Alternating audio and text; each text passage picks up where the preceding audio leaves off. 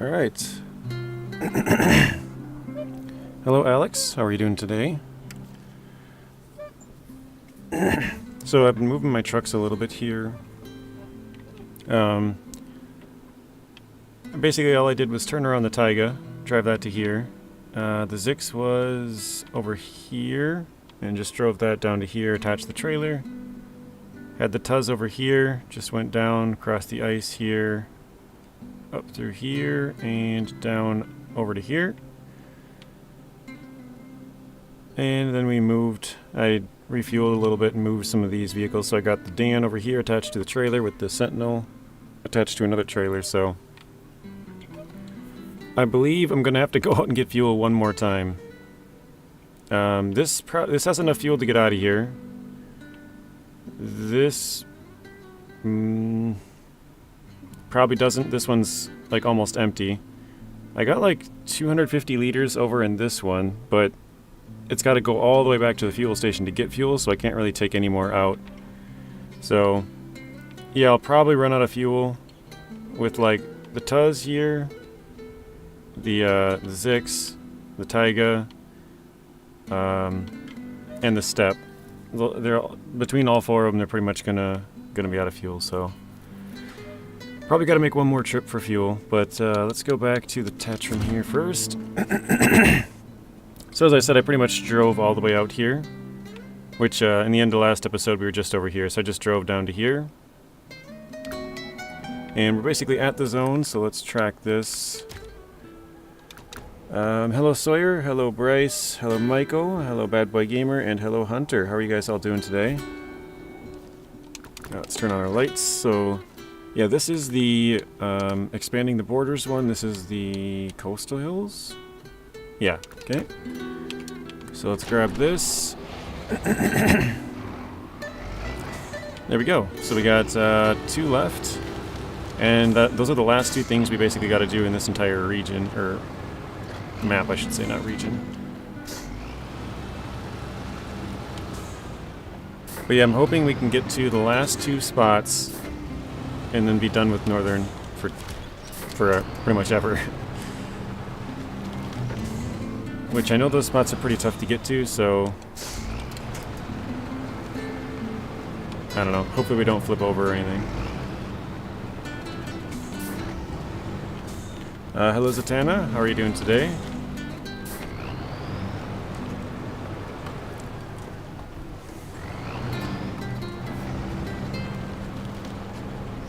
So here we are, back down to the road. Should be pretty easy driving most of the way back. This was kind of the one that I was worried about, because if anything happened here, I have to run all of my trucks back. Well, not all of them, but, you know, I have to bring something back out to try and get this one, and it could be a big mess, so glad to have that one done. Now the last 2 are sort of close to the entrance, so I would say Northern overall went pretty good. Hey, Joseph in chat. Hello, Aldrar.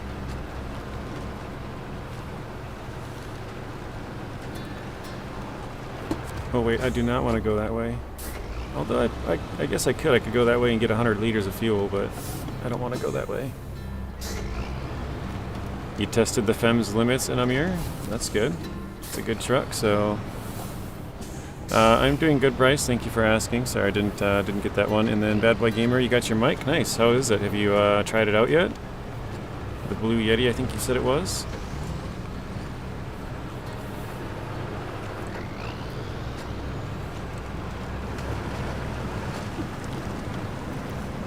I suppose I could have kept following. Yeah. Well, no, never mind. I got mixed up for a second there. We're good. Oh no. That was a bad hit.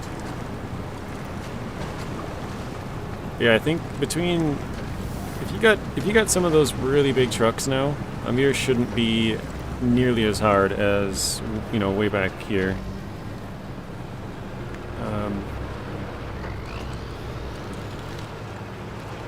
Hang on one second. Alderar says, JJ, is there a way on the edge of the river in northern Aegis installation near the biggest watchtower? Biggest? suppose I'm in a bad spot to look around for biggest. Are you talking about, where is it, this one? Like how to get to here? Is there a way on the edge of the river? I mean, so you can go down right here. I mean, you can go down from this side too, but it's kind of risky. But you can travel on both sides of this ice. If you go down, like, I'll give you from the gateway, if you go all the way, there is some roadblocks, but if you get all the way out to here, you can turn on this road and go down to the ice, or this one right here and down to the ice. And then you can follow this edge all the way around and cross the ice if you wanted to go up to here. To get that last watchtower, this would be my recommended route. Go down to the ice, whichever way you want to go from either of these roads. But go down here, follow this trail, go across here, go up this rocky path, and go up here. And then you can turn left right here at the Cliff Surfer. Follow this. If you're using a bigger vehicle, you can't get through this crack, so you're going to have to go off through here, which is not bad. And then you're going to have to follow this, and here's your watchtower. So that would be the recommended route. This hillside right here is pretty bad, but to be honest, it's better than this. This road over here. This road is really bad. This one's not bad at all, but then you got this big crack here as well, so it's easier to just go up here and down and around than trying to get through some of this stuff. So hopefully that helps. Oh, find the watchtower nearest to the entrance. Yeah, okay. Let me turn this back around here. So if I were you, Alderar, I would go down this way. Well, I guess you can go either way. You can take this road, or you can turn up through here. This little path going up. But you can go down to the ice here, follow the edge here, and then you just go up right here. That would be the recommended path, but you can also cross right here. Basically, just once you get down to the ice, you got to try and get out to these ice chunks so that you're not falling in, if that makes sense. But yeah, I would probably go this way and then just go straight out to the ice chunks and then follow that around and up. Okay, hello Insane Dragon, welcome to the stream. And that's everybody that I've missed. So I'm playing the game right now on Nintendo Switch. Nice price. No biggest radius, but I don't have anything repaired. Okay. Here to tickle the like button and hit a meeting. Be back in a little while. Sounds good, Zing. Thanks for stopping in. So, yeah, I mean, unless stuff goes catastrophically wrong, we should be able to get out of here today. Like, we only have to get those 2 points, and that's it. So I don't see how, even if we, like, totally fail, I think we should be alright. Like, I don't know. I think you guys know what I mean. Like, even if our vehicle flips over, we should be able to flip it. We might have to go back and get more, well, I'm pretty sure we have to go back and get more fuel. Actually, I know we do. There's just no way we're going to make it out of here with the amount of fuel we have. So, I've never really been down this road, but I need to go around this, so let's go this way. Let me back this up. There we go.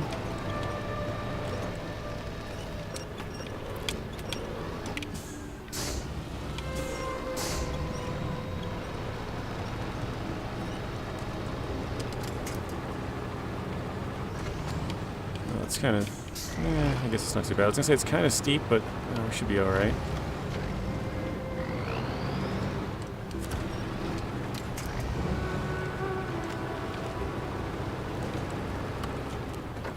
Yeah, but the ice chunks were narrow for the Tatrarin and pulled me into the breaking ice. Oh, bummer.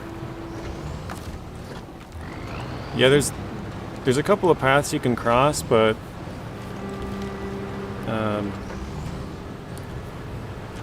yeah, I mean, I guess there's no right or wrong way.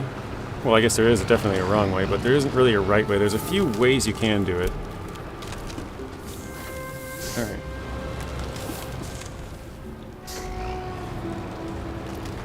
So we gotta follow these ice chunks pretty closely here because this is all breakable if we go off to our right. Oh my god. That one literally jumped out at us. I was riding the edge of it, like just off to the side of it.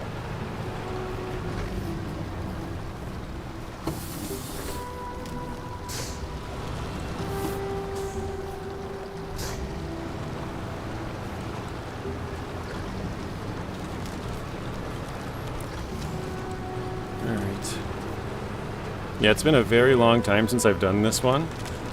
So I remember these being tough to get to, but I honestly don't really remember how I got up there or like even where they're at. Maybe once I get back to the area it'll...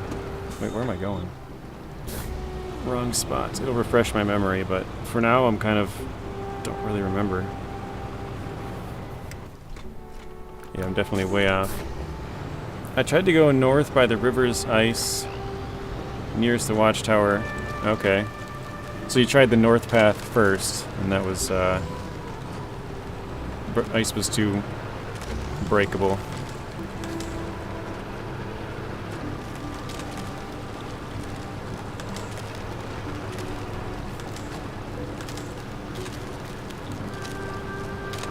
Oh, almost got us there again. The ice Doritos are jumping today. Oh, another one's hopping around. Call them Cool Ranch. Oh my god, why am I turning so sharp? I don't know why the last two rocks, as soon as I went around them, I'm like, alright, this is my turn. It's like, no, it's not quite.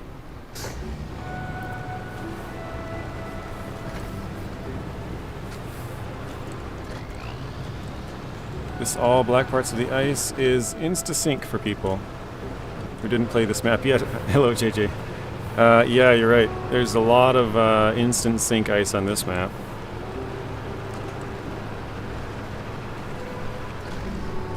That's why I feel pretty happy that we actually made it through. I mean, like I said, we still got two things left to do, but I would say we basically made it through Northern, which is the hardest map, so we might still tip over a time or two, but...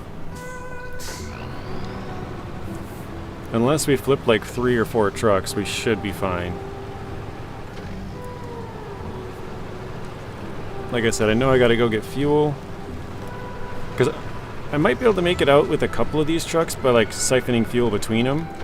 But I know there's no way we're gonna get all of them out, or at least I don't think there's a way. I just don't think we're gonna have the fuel to get all of them out. We might be able to get 1 or 2, but we're still gonna have to run back to get fuel for some of them to get out, so.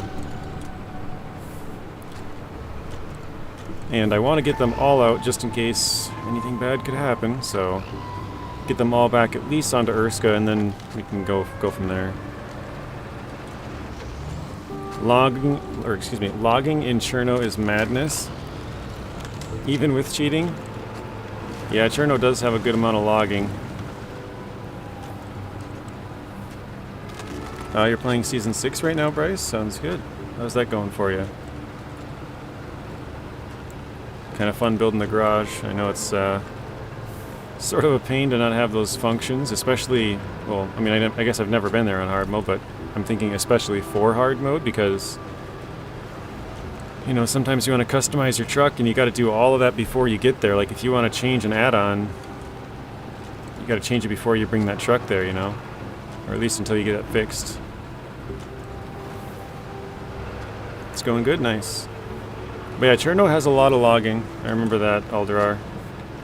Altogether, Amur has the most logging in the game. I think that was up to Season 8. Or no, maybe it was 9. I don't remember. I think it was 9 when I made the video. So Season 10, 11, or 12 could have it beat with logging, but I don't think 10 or 11 would, because there's not, I mean, almost no logging in those two. So 12, there was a good bit of logging, but I'm not sure if it beats, it has more than this one or not. You're using mods too?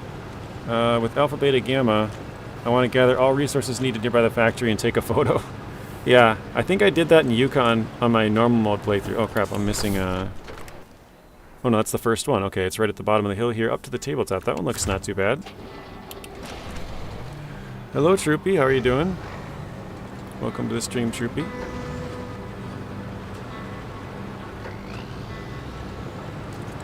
Alright, so is it right here? Is this the actual spot? This is the spot. We had to go up this riverbed. All the way up there. And then somehow make it up into there. If I remember right, I went up this way last time. Because I think this path right here is like really treacherous. So I might go up to here and then go back down.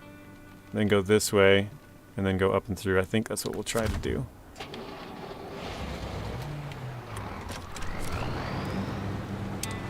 Alright, to let the games begin, huh? So I don't think this one will be too bad. It's the next one that looks a little bit rough.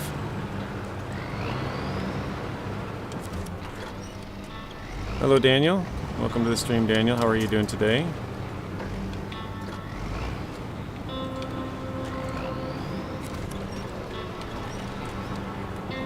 So we did not finish off Northern in the last one, sadly. We had a couple more, well, one thing to do actually. Just this one mission, expanding the borders. We had three spots to get, and we got one of them right at the start of the stream here. About to get the second and third in the next, I don't know, 10 minutes probably.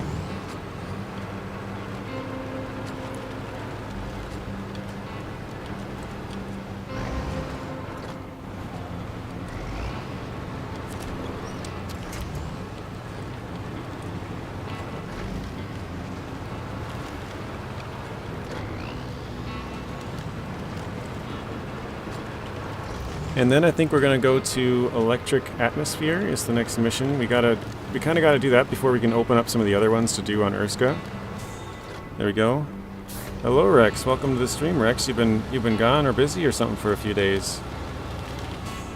How's it going, Rex? So yeah, I don't think that looks very good in there, if I remember right. So I'm just going to go back down.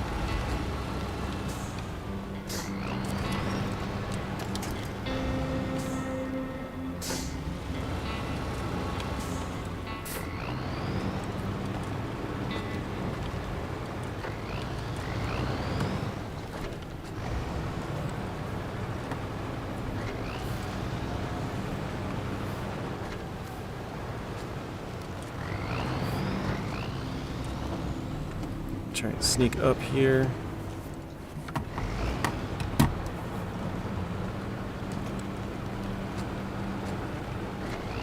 I mean, that one wasn't too bad. I'll take that. I know we're not out of the woods yet, but that one wasn't bad.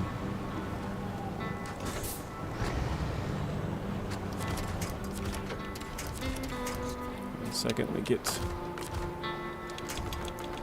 here.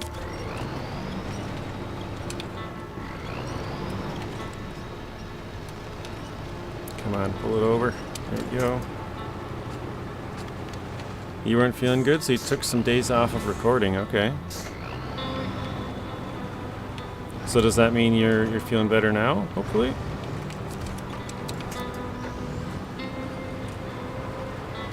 Alright, back to the main road.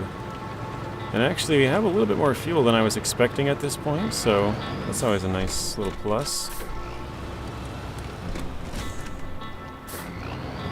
You've had a sinus headache? Oh man, I've had 2 of those before. They're brutal. Well, when your sinuses get all backed up.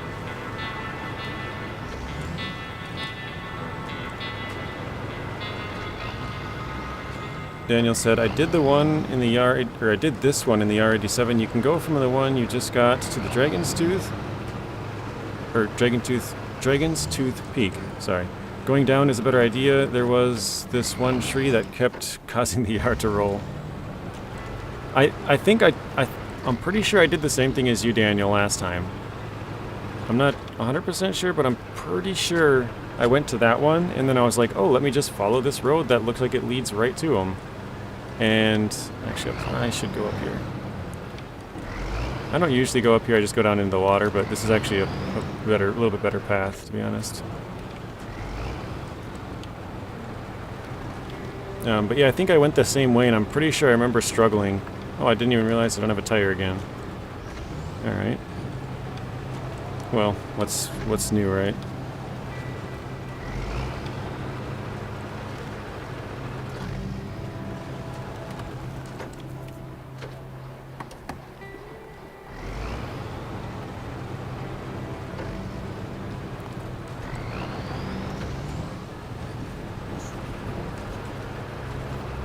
But yeah, if I'm not mistaken, guys, this is the last... That's what you did? Yeah. I think this is the last thing we have left to do. I did check through all the contracts.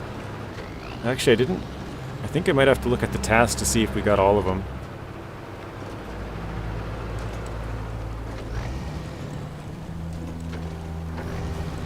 So this is the path. I don't remember even going down this thing.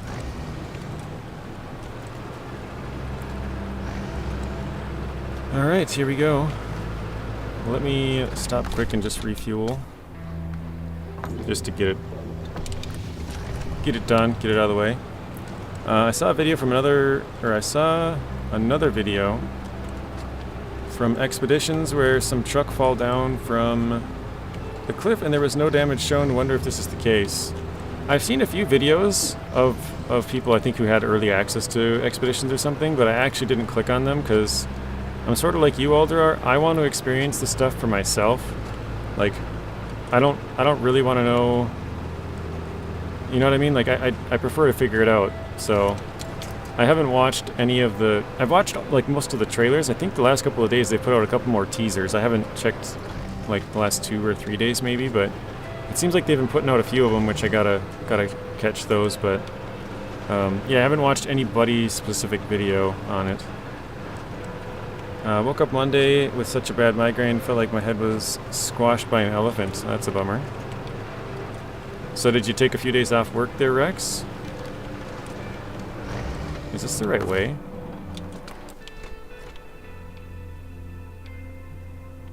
Yeah, kinda. Alright. I think it might be easier to go up and over. I think I'll try it.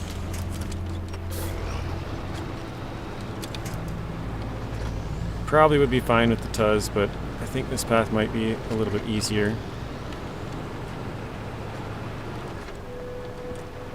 What is this?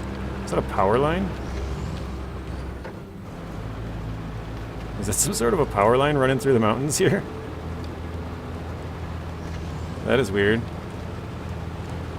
It definitely looks like it.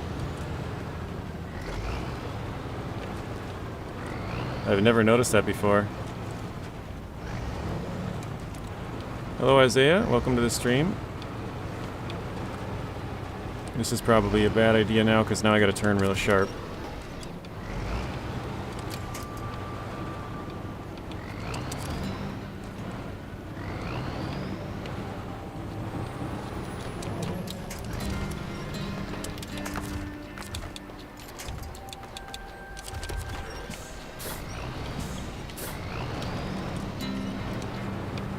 There we go.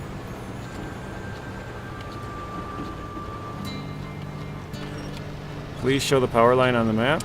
Alright, 1 second. Let me get this one quick, Alderar.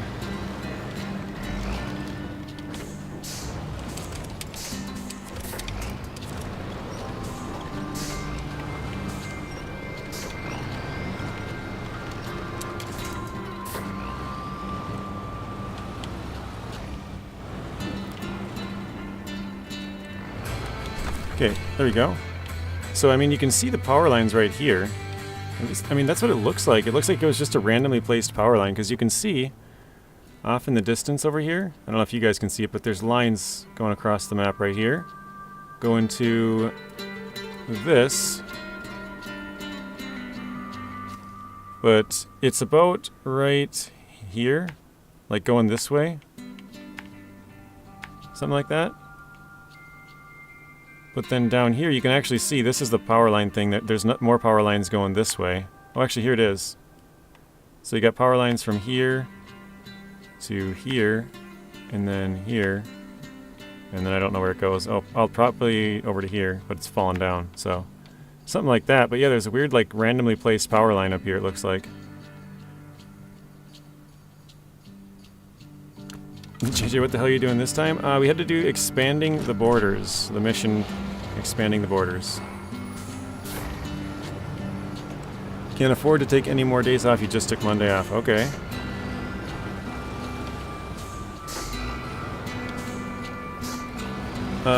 I remember the ground service contract before I had moved everything to Cherno to only discover contract was in NAI. Ground service contract? Is that a you said ground service contract.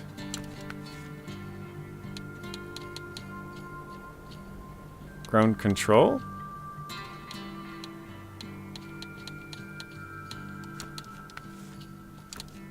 I don't see that one. I'm not sure exactly which one you're talking about, Daniel. Isaiah said hello, everyone. I didn't see that one. I think it's from the trailer. Oh, okay. I haven't seen the last couple of days of trailers, but I've seen like they've posted stuff on X or Twitter.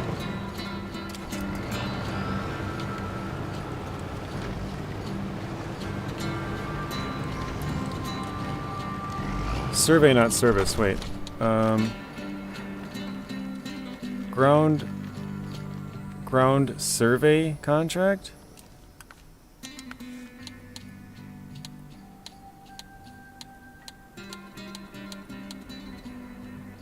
Okay, we don't have that one. Yeah, that's... You must have the wrong name, Daniel, because that's not a contract. Unless it's a task. Wait, actually, I was going to check that. Let's check the tasks here. I think we got all of them done in Northern, so... Okay. Here's where Northern starts, and... Yeah, that's Cosmodrome. So yeah, it looks like we got all the ones in Northern done. I believe we got all of the,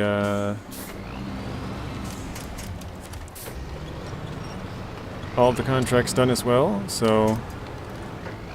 Oh, the one that needs the seismic vibrator. Yeah, that's the, Richter scale. Yep. Richter scale's the name of that one. Yeah, that's a bummer. I know, like, for example, for me, right now, I don't have the one with the rocket carrier trailer unlocked. So, actually, this route would have been just fine, now that I've gone down it the other way. Because it looked decent the other way going through, so. We don't have the rocket carrier trailer unlocked yet. We're not, like, supposed to do that quite. But we just moved it anyways. Luckily, I knew where it was and where it had to go, so... Yeah, I think we're completely done now in Northern Aegis installation, which is nice. Now we just gotta get everything out of here, back to Urska. But I'm a lot more relieved, because this, in my opinion, this is the hardest map. Now there's still harder parts in Amur, or hard parts, not harder. There's going to be some parts with ice where you got to have a big trailer and stuff, and we're going to be slipping, and, you know, maybe some parts where we have to climb an icy hill, which is going to be tough as well, but yeah, I think we are pretty much good to go with being back on maps with being on maps with garages and, like, I mean, this one does have a fuel station, but just overall easier terrain is going to be nice. But yeah, if we do mess up, we'll be a lot closer to a garage. Obviously, we don't have one in Cherno yet. We haven't even been to Cherno, but we'll get there. So, yeah, I think I'll just drive all my trucks here quickly, and then I'll repair a bunch of them, and then we'll move on. So let's stop here. Let's go get... Actually, let's clear all these points off. Let's get the ZikZ. That's the farthest one away. So this one has 125 total fuel. Nightmare map first time. You're just starting it on it, Mr. Fooster? Or Foster, why I call you Fooster. Oh, actually, I'm pretty sure there's a YouTuber that's Mr. Fooster that does like survival games. Maybe I got him mixed up. I enjoyed this side of the map. The side with the rocket, I wish didn't exist. Yeah, the other side is really rough. Like I was saying to Aldera earlier, there's a cliff, like a, you know, way on the side of the map, there's kind of some cliffs you can ride. That's the easiest way to go down that side of the map. The roads are absolute terrible over there. Like I don't even drive on the roads over there. Excuse me, over there. They're just so bad. I just avoid them. And so basically I use the far side of the map. Am I stuck on a rock? Yeah, there we go. Or maybe a tree even.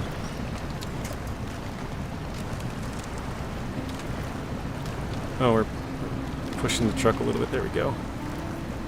Yeah, or I just go down to the ice. I don't use the roads on that side. It's kind of, the roads are just terrible over there. Why the hell are tires completely broken? How in the holy nutsack did you do that? I don't even remember how I did that, to be honest. I usually have a broken tire, but the reason I kept driving with it broken, like I could fix up my ZikZ right now, is because I have that service trailer right there at the gateway. So I'm going to bring all of these trucks over there quickly and then fix them all. Because I have to buy the repair points otherwise, which it's not the biggest deal, but I might as well use the free ones while I have them, right? So originally I had stopped in here because I ran out of fuel. That's why the Tayga is stuck right in the middle. But I dropped, well, I filled up the Khan Sentinel and then I dropped that in here, so that's why we have about 80, because that was a full tank of 80 that got us. Alright, let's just drive this there quickly. I think there's ice chunks there. I gotta read. I enjoyed, oh, the ice chunks. I read all of Daniel's, I missed a couple other ones. I am on the second playthrough on hard mode, first time. Oops, we're kind of stuck. I think I didn't take that wide enough, just barely, but not wide enough.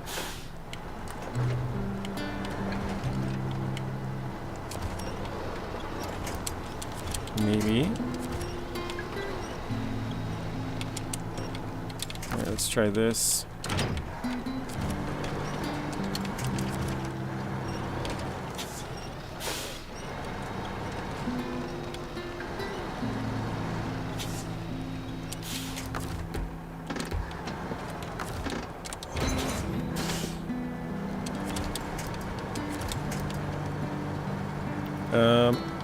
I gotta reread that because I forgot where I was. I am on the second playthrough on hard mode. First time, this map is very hard.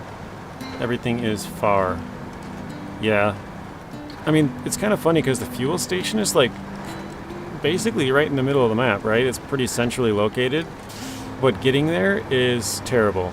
Like, I mean, the roads all around it are just bad. So like you almost, like, it would be easier if that fuel station was anywhere around in a big circle. Like anywhere around that big island somewhere. Just not where it is. Like, yeah, it's a bad spot. And the price is high. $6 a liter, that's pretty high. I would much rather be paying $2 a liter. Alright, so we got 6 trucks to get out of here, so we'll winch up these 2. We'll park the other 2 on the other side, I guess. Let's bring the ZikZ. Hello, Lonnie. How are you doing today, Lonnie? Welcome to the stream. And that's why I would want to delete that rock right there inside the trailer got caught on. Yeah, that one's kind of a pain.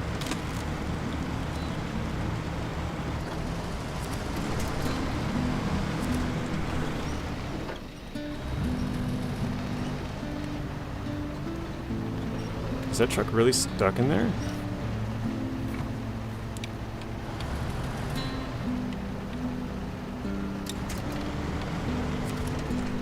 Maybe I have the parking brake on.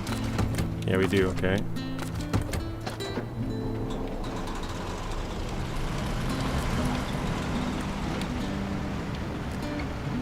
And that helps, but we're still slipping. I gotta get into the snow.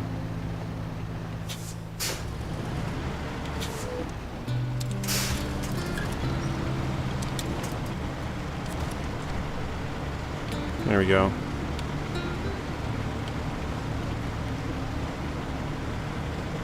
I can do 10,000 for 1 liter. Not sure what you mean, Bryce. 10,000. Oh, you can buy $10,000 worth for 1 liter. 1 liter each or something. I think that's what you're saying. Kind of figured that would happen.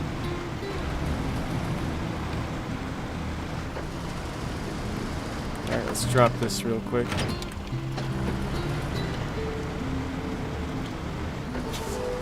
$6 per liter, what in the world? Yeah, it's fairly expensive on this map. There's worse parts. There's $8 a liter in Taymyr and Yukon and stuff, but you believe that's the worst fuel station? I would not doubt it one bit. I mean, it's the worst map as far as difficulty goes, hardest map. Oh. There we go. Stay on your feet, bud. Alright, you know what I find funny is that you can't use DLC trucks unless you can find them. Oops, I'm hitting the trailer, god dang it.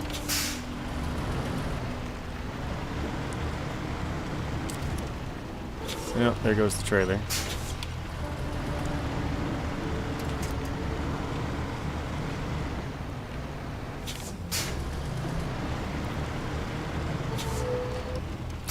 Unless you find them in the wild, can't even use the new DLC truck coming. Yeah, that's true. We won't be using the new DLC truck. There we go. Oh, almost. Almost. There we go. But yeah, any of the DLC trucks that are not in the season, we won't be able to get. So any basically standalone DLCs are the ones we won't be able to get.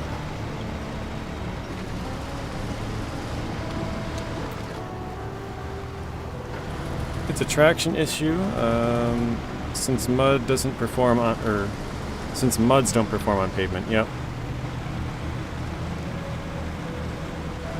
Oh, Bryce said yes. Okay, I did understand that correct. $8 a liter. Yeah, that's the most expensive I think that they have in the game. Oh crap! I do hate this spot as well. Oh wait, my tree is gone. I ran it over. Crap.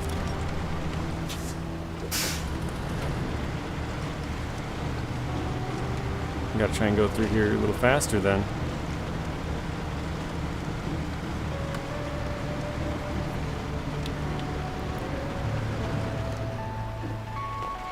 Come on. There we go. It's like, why is it not working? Are you happy for the Step 310E and Expeditions? I would say I'm not sure yet, Alderar, because, to be honest, I'm not sure how much hauling they're going to have, and that'll kind of, I mean, probably weigh in on if it's, if I'm happy about it or not. Because, like, if there's not much hauling, like, then what's the point, kind of? Like, you're better off using a Scout. I know the bigger trucks will probably have more carrying capacity, so they'll still have some use, but, like, you'll probably want to have 2 smaller trucks and 2 bigger trucks, like, just, you know, based off numbers or whatever you want to say. Alright, let's go in here. Let's try and bring the step up a little bit closer as well. Oops. Alright. You think there's 1 million for a liter? I would not doubt that. Mods will get you pretty much anything you want. Let's go into all the trucks but the Dan. Come on. There we go. Okay, let's repair all this stuff that we can. So 41 to the Dan, we got 9 to the Sentinel, 108 to the Tayga, 101 and 2 tires on the Tuz. I didn't know I broke 2, but 14 on the Step 310E, 9 on the ZikZ, and that's it. So I believe, I'm just going to try and check, I believe everyone is, yep, all of them are good. Alright, so we still have 325 and 3 spares, not bad. Alright, so this is going to be kind of boring, but we're going to go through the loading screen 6 times in a row to go get our vehicles and bring them all over here. All they have to do is add a pike and you'll be happy. Well, I mean, they do have the pike as a vehicle that you can get in Season 8. So once I get to Season 8, we'll be using the pike quite a bit. I wish I had it right now, but you know. Alright, so I think I'll probably stop the Tuz right here. I don't really know where I would go with it, but I think we'll stop right here for now. This one we can drive through the gateway, or not the gateway, through to the next gateway actually. For this we want to go all the way to get the oversized cargo, not for supply lines, I think it's for unlimited power? That sounds wrong. I know we already did unlimited power. Something with power. I forget what it was.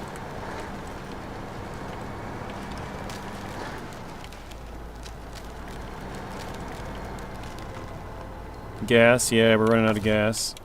That's what I said earlier. I don't think we would get all the way to the gateway with all of our trucks. So the fact that we actually made it there is a pretty good thing. We're definitely going to run out with all of the trucks being pretty low.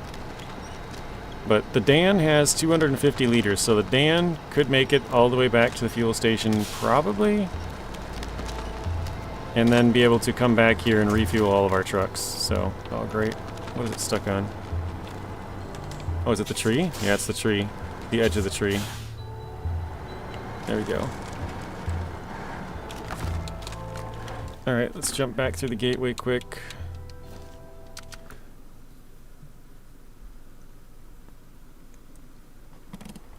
And let's go to the Dan. We'll just attach to the Sentinel.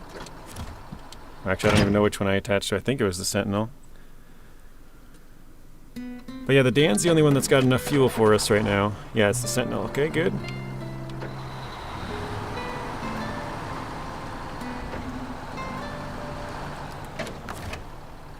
Okay, let's jump back through once more to Northern. Get the last of the trucks out of here. Breaking news, JJ. Gun and hairspray equals fun. Nice. Alright, let's attach last time.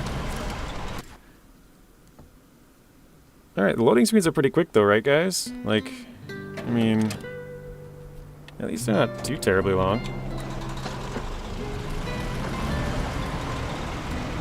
So yeah, as you can see, we got 30 liters in the ZikZ. So that's going to run out of fuel real soon here. We got 240 in the Dan. Like I said, that's going to be the one that's going to have to run. Oh, this is out of fuel as well. Okay, the Step's got a little bit of fuel.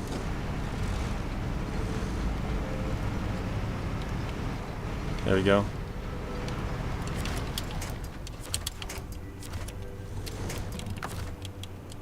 The Dan's going to be the one to run back. I'm going to throw the... Well, actually, I could throw it in the ZikZ. That would probably make a lot of sense as well.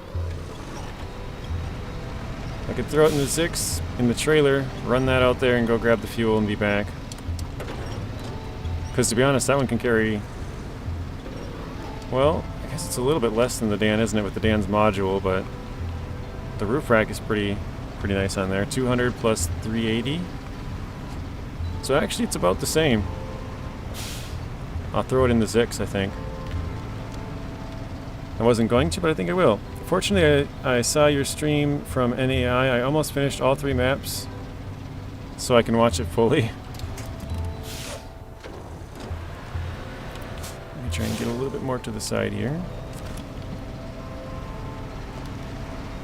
Wish there was a turn off all cinematics.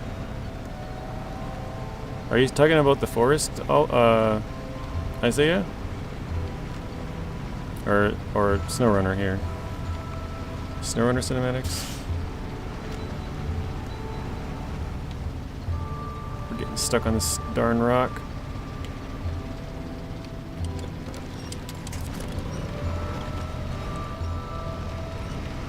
Okay. So yeah, I think we're going to change the plans a bit, guys. We're going to throw... We'll throw the Sentinel in the back of the ZikZ, I think.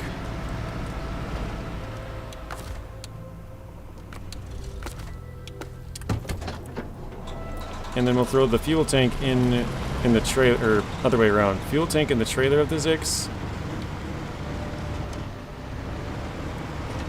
And the truck into the back, so that's probably too close. We'll try and pull this up a little bit further even.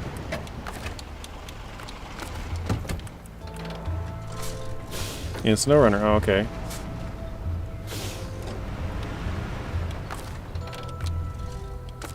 Okay, let's detach the trailer. Change back to the step here.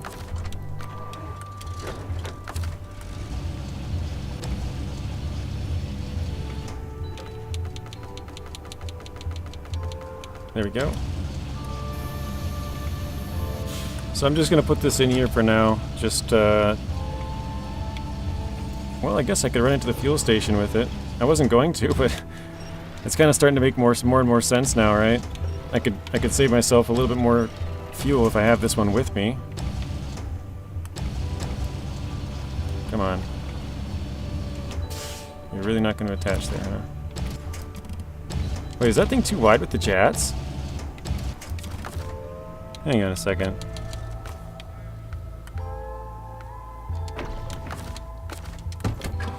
Oh, nope, there it goes. Fell in. Never mind.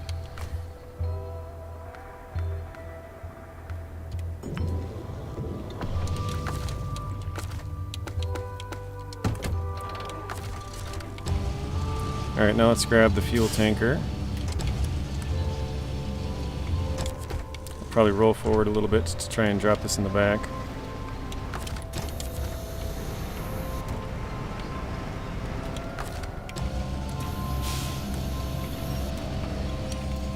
Whoa. Went flying.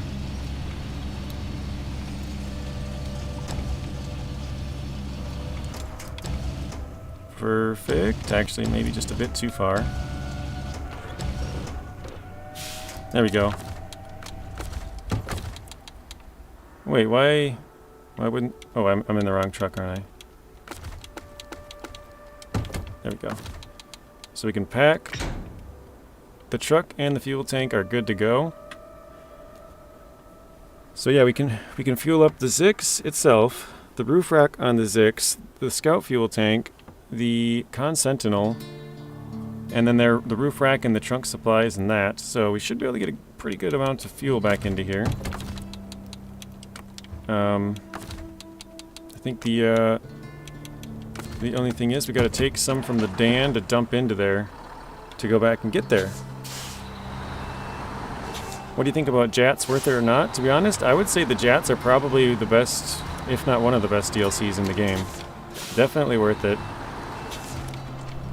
I think for all scouts, they make, well, maybe not all, but almost every scout, they make them much better. And then for the really big trucks, those also are, I would say, a little bit better. And then for the medium-sized trucks, sort of like the, well, the Dan is a pretty big one, but the tires that like the Dan has, well, these ones I would say are better, but the tires that the Step 310E has, sort of the middle kind of, I would say highway heavy duty, or yeah, highway heavy duty and off-roads, depending on which trucks they have. The old ones, the UOD2s, like the Step here, might be better. It's kind of, I don't know, 50-50 maybe. Alright, let's throw the rest of this into... Oh, I think it's too far away. Let's throw it into the Scout fuel carrier, I guess. Then let's throw it into my truck.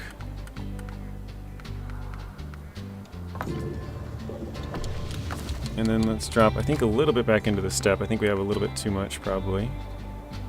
55 liters, though? Yeah, okay. Alright. Things should be moving a bit faster now that you're done with Northern, I agree. We're out of Northern. It's going to take us a little bit to get kind of back into the groove, if you will. Actually, you know what? 1 second here.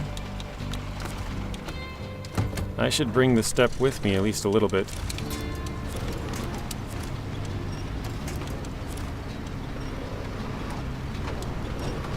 Because why not? We can drag it behind us.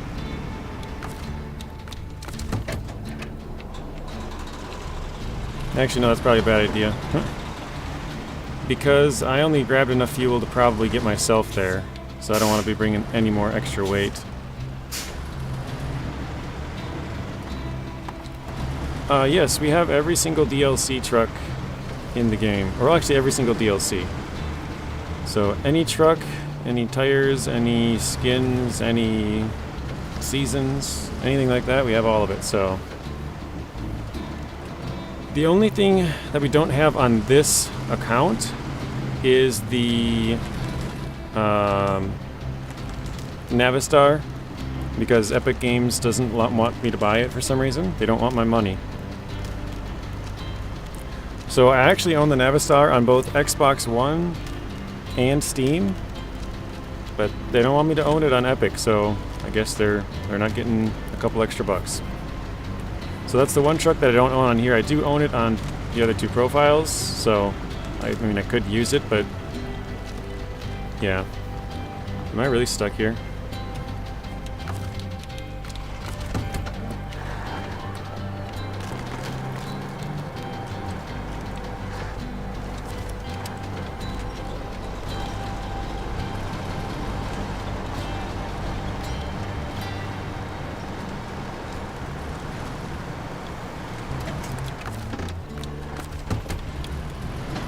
There we go. Alright, Zing, you're back. How goes it? It's good. We are done with Northern. I think we're officially done. I mean, there might be something that I missed, but I did both the contests. I did all of the...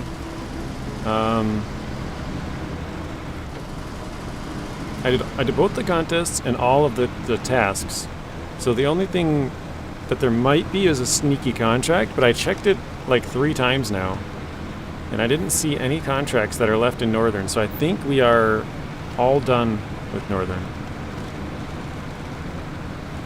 And you like the ZikZ612H? Yeah, the ZikZ is a nice truck. Not my favorite, but it's a good truck, yeah.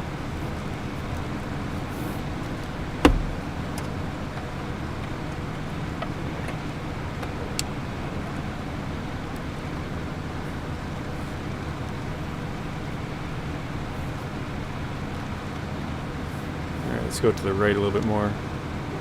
It's kind of funny when I come through here, I go like far to the right, and then when I go back, I go like far to the left for some reason. I don't know why I do this. Because then it goes so slow, and I'm like, oh, let me just winch through these trees here. How am I going to get through this? Actually, let's go to the left, and then we'll go to the right. Oh, not a little bit too late. Ah, dang it.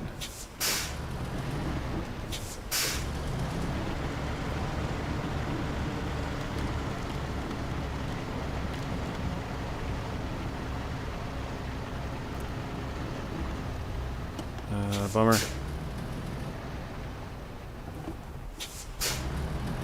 What's my favorite truck? So I personally really like the Step 39331 Pike. It's not the best truck, but I just have a lot of fun driving that truck, so that's my favorite one. Yeah, I was doing that earlier on Season 12. Was trying to make sure I had no more mystery water contracts, so I could get rid of my water semi-trailer.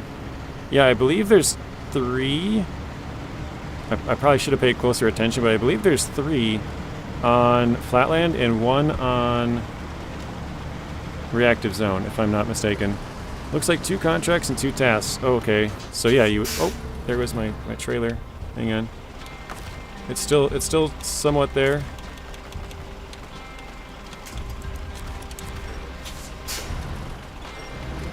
There we go.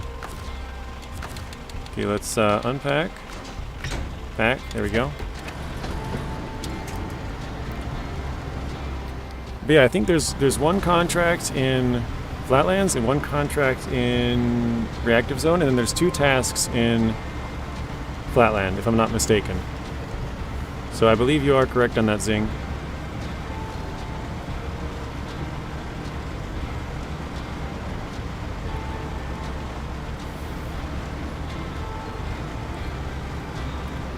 Yeah, I know, I've said this many times, I still think the king of SnowRunner is the ZikZ 605R, the one I'm driving right now. You could say it's controversial because I think a lot of people would like to say the Mastodon, the Kenworth 963, or even the Fem, maybe. But I don't know, I've said it for a long time. I still think this is the best truck. Like, if anything gets stuck, this is always the truck that I'm calling on. Like, absolute worst case scenario, this would be the truck that I'm taking. So, not the most versatile truck, not the most capable in some areas. There's better, you know, high saddle trucks and stuff like that, but overall, really great truck, really stable, has a big roof rack, good tires, a lot of repair points, I would say a good amount of add-ons, good enough. So yeah, for me, this is the best truck in the game. But yeah, it's kind of, it depends on what you're using it for exactly as well, but alright. Yeah, it looked like both tasks were on Flatlands now that you mention it. Yeah, they are. I know there's 2. I don't remember the names of them, but this one mod has been taking like 10 minutes. Oh, you're downloading some mod there, Bryce? I think I took that a little too wide. Yeah, we're gonna back up just a bit.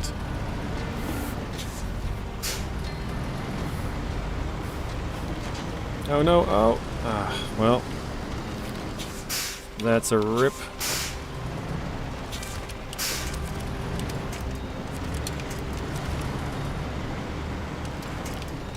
Oh, I thought I got the truck. I got a tree. Well, actually, there's no way I'm gonna be able to get that. It's not coming up here. Oh, wow! It actually made that corner. That's amazing. Hey, yeah, Rex. You're back. 33 watching, 23 likes. Don't forget to tickle that like button, friends.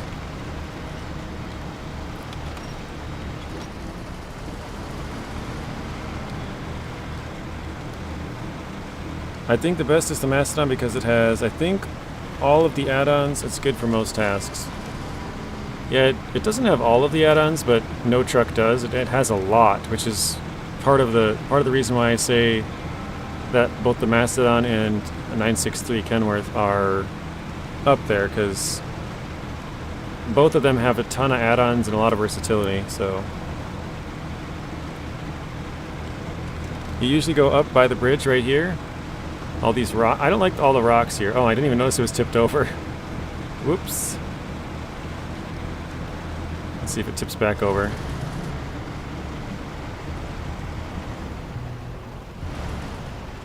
Oh, there we go. Alright. It's a close call between the 605R and 612H. Can go either way. Fair enough. Rip the tip, yeah. Rip to the tip there. Now we're just kind of pulling it because actually I could detach this trailer now at this point. I don't need the trailer, so let's do that. That'll make things a little bit easier, because then I don't have as much behind me.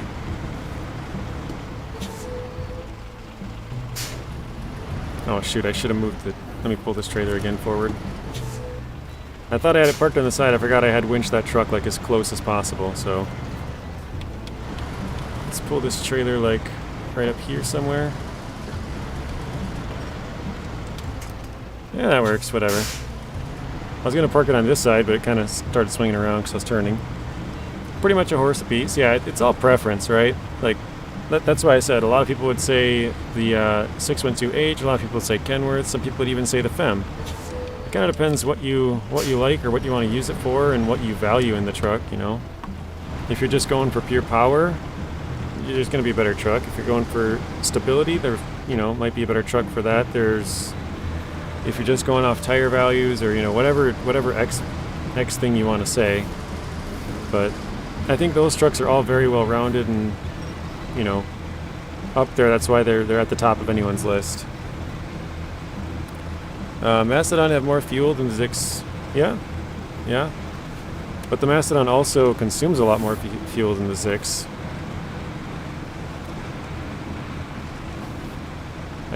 Actually, you just got me thinking now, Saki. I'm not sure if you were to take the Mastodon and the 605R and run the same route, like say from Erskine River here or something. We'll just say Erskine River. You go from the garage all the way into Cosmodrome, all the way to the bottom, go all the way into Chernakamensk, and, like, you know, basically just keep driving as far as you can. You take the same routes. I'm not sure if the Mastodon would get farther than the ZikZ. I think the ZikZ, even with less fuel, might make it farther. So, I mean, I'm not sure on that. I'd never have tested it, but I would say it would be very close, and if not, I would probably say the ZikZ would win, but I could be wrong on that. Well, actually, no, if you include the roof rack and stuff, then it probably wouldn't, because the Mastodon has 50 in the service add-on, and I forget how much in the roof rack. I think the 605R is 200. The other one's like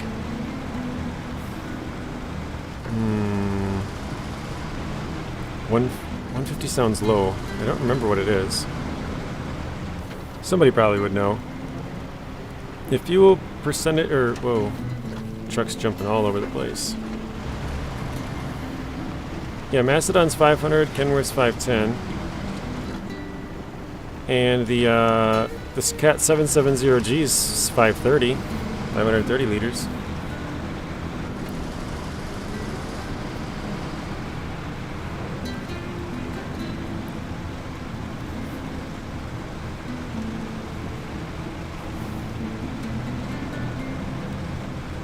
$140 on the Mac.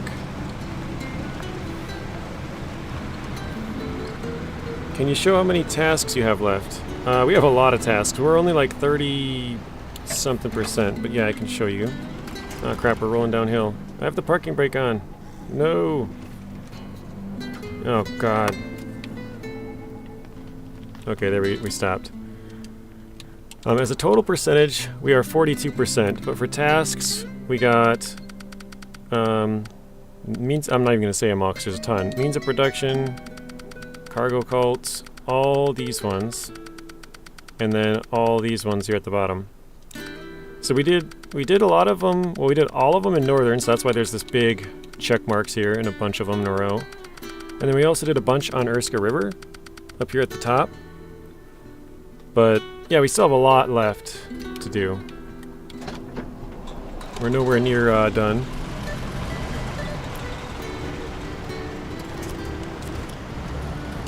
Yeah, you could, I mean, if you put a saddle high on the 605R, you get fuel in that spare wheel as well. If that's the route you're headed. Oh god, I hate this. I gotta go to the right. There we go.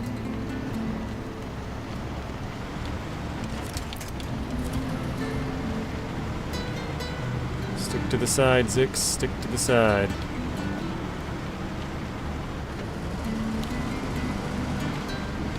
It's the two ZikZ, then everything else, says Zing. Yeah, I think the Kenworth 963 and the Fem can be up there depending on your list, but it sort of depends on what you value. But I would say, I think the Fem is kind of down a notch, personally. I think that one's like an easy number 4.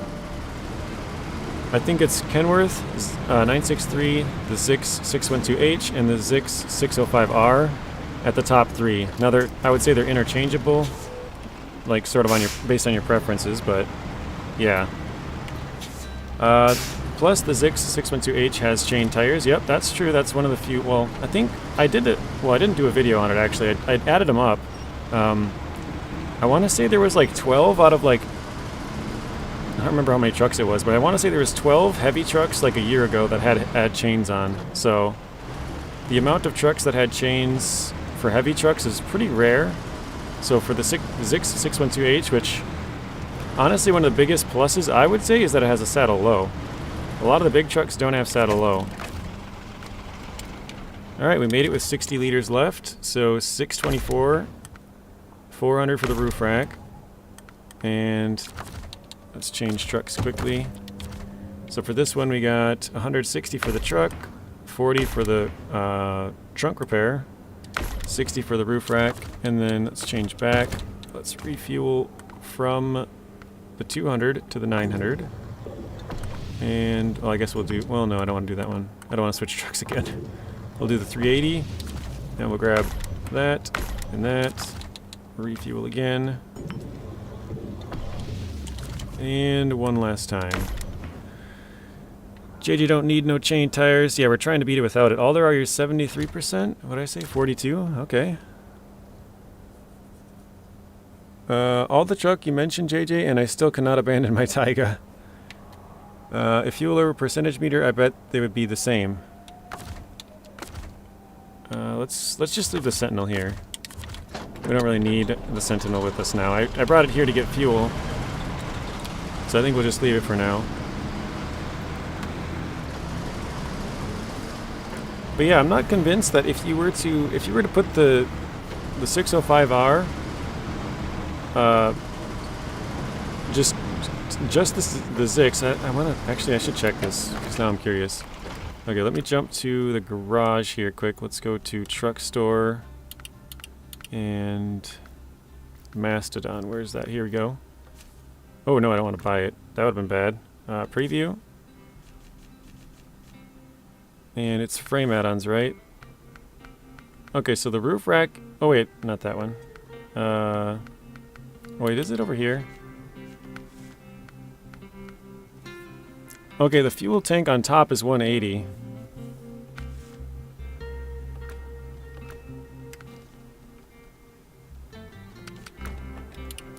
So you got, with the roof rack, you'd have, what would it be, 690 liters? And if you had only the 605R, you'd have 580. I think, personally, I would say that the 605R would outrange the Mastodon in that case.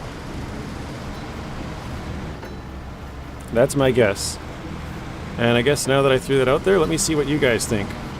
Which truck do you think would have a bigger range? 580 liters between the roof rack and the fuel tank on the ZikZ 605R, and the 690 between the roof rack and fuel tank on the Mastodon.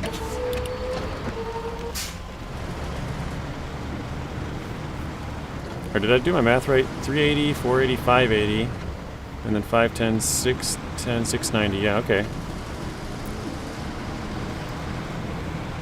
They need to make that engine sound not so loud on the Mastodon. I think that thing is noisy. Yeah, I agree. The Mastodon's way too loud. Can I see your mods, JJ? I downloaded a couple the other day because I joined Cool's game to troll him. I don't know. I thought I turned them all off, but apparently I didn't. Here, how do I mods only? Oh, okay. I guess I have two of them installed: the Aries and the Tatrarin, I guess. I thought I turned them all off, but I must have missed some because I finally went back to do that because I said for like ever that I didn't know how to turn them off because I didn't ever really mess around with them, so I just left them on. But yeah, I don't use them ever really. I used them the other day to troll with Cools, but that's about it. Bryce says the 605R he thinks would outrange it. What games do I play other than SnowRunner? Well, so I try to stick to like one or maybe two games at a time. Like, not to get, you know, playing this one and that one and all kinds of, you know, just spread out all over the place. So right now I'm currently playing this, and I've been posting GTA 3 stuff. So Grand Theft Auto 3 is what I'm kind of playing through at the same time. I've played through and completed like 100%. Well, did everything you could basically want to do. in Gold Rush the game. I have videos on that on my channel. So I went to all 4 claims, mined all the gold, got like all the best spots, you know, I drilled them all, got all the best equipment, everything you'd want to do in that game. I completely beat Call of Duty Vanguard, but that's all on my YouTube channel. Stranded Deep, the entire playthrough of that is on my YouTube channel. Halo Infinite, I played through the entire game there. I'm trying to think some more off the top of my head. I started playing Starfield. I started playing a bunch of them, like Lumberjack Sim, Lumberjack Dynasty, I mean. Ranch Simulator. What else have I done? Oh, I played through the entire Grand Theft Auto 5 game as well. All of this stuff is on my YouTube channel that I'm talking about here. I've played some Farm Sim, played some Mud Runner. Like I've played a bunch of different games on my YouTube channel, but I try to stick to like 1 or 2 main games. So until year 4 is like completely done on SnowRunner and I'm like out of stuff to do, I'll probably keep playing SnowRunner. But now it'll probably be Mud Runner, SnowRunner. Yeah, I started playing RDR2, but when I started streaming, I stopped playing that. I haven't played it since October, so I played it from last year in January all the way to October, so I don't know, what's that, 9 months or something? And then I just kind of stopped playing. So I should go back and play that to actually beat it to 100%, but yeah, RDR2 is a good one as well. Were you good or bad in RDR2? I like to be good. I find it more fun to be good in those kind of games, because I mean, at least in my, like when I play those games, like if I go into somebody's house, like I'm thinking of like kind of Fallout type stuff here, but oh my god, oh I thought I was going in the water. If I were to play like Fallout or something and I sneak into somebody's house and they have like a super cool gun or like a armor or, you know, something like that, it's like my immediate reaction is like, oh dang, I want to steal that. So if you're a bad person, you're just going to steal it. So yeah, good is equal to hard mode. So I'm always good in those games because I make a conscious effort to like I'll go in their house and I'll look around just because, you know, but I don't steal anything. I just kind of look around and like, oh man, this guy's got this, or like there's a bunch of like, I don't know, like apples or, you know, some kind of whatever you want to say on the table, like books and cups and whatever you can take for money. But yeah, I'm usually a good person. I find it more difficult, sort of like you said. It's kind of because your immediate reaction when you go into one of those games is like, oh, this dude has a really cool armor set, I'm gonna steal it. So I don't steal any of that kind of stuff. I only try and use whatever, or I say I only try to use, but no, I only use stuff that you can find. I don't steal anything. Really mess with them and leave something behind. Just drop an extra book on their bookshelf or something. Be like, huh, I don't remember that one. Yes, I have played Ark. I haven't played the new one. I know there was Ark Ascended, I think, just came out. But yeah, I played Ark Survival. I'm trying to think of some other ones that I played. I haven't played Ark on my YouTube channel, though. I played that back in like 2016. And then I started my YouTube channel in 2016 as well, but I only put out a couple of videos and then I stopped for like 4 years. I kind of started doing it again in the end of 2020, and then yeah, I've been basically posting videos from 2020 until now, so end of 2020, so basically 2021. It was like, I think actually October 31st, Halloween night, was the first video that I posted in 2020, so yeah, basically 11 months in.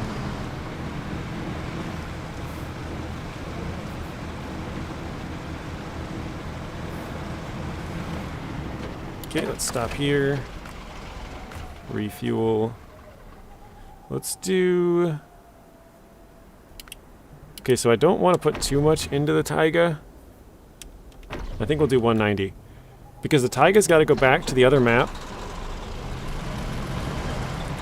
to go get something. So I don't want to fuel it all the way up because it's going to go past the fuel station. It's a very challenging game. Are you talking about the new one, Lonnie? Rex, I trade you one goblet for this gun I'm taking. Yeah. You've always wanted this cup, right? Here you go. I'll give you a cup and a plate. Bonus. But, oh yeah, I played a lot of Construction Simulator. I don't know how I didn't think of that one. I played Construction Simulator on my YouTube channel. I've played MotoGP 2022, or 22 I guess it is. I played F1 22 on my channel as well. I played American Truck Sim on my channel. A lot of them I've played like a video or two, but there's some, like I was saying in the early part, you know, I've completely beat on my channel Gold Rush the game, Grand Theft Auto 3, Grand Theft Auto 5, Halo Infinite, Call of Duty Vanguard, Stranded Deep. I've done a decent number, but yeah, I try and stick to like one or two at a time so that I don't get like, I don't want to post like 10 videos and then go back and post another 10 videos of those same 10 games and then post another 10, like, you know, every 2 weeks you have one video kind of. So this way it's kind of like when I'm playing it, you're getting a video constantly. Alright, let's do fuel carrier. Well, I guess we'll fill up the ZikZ, why not? Fill up the Dan and the cargo module. And let's do it from the ZikZ as well. Let's do that. Okay. So the Dan's full. The step is full.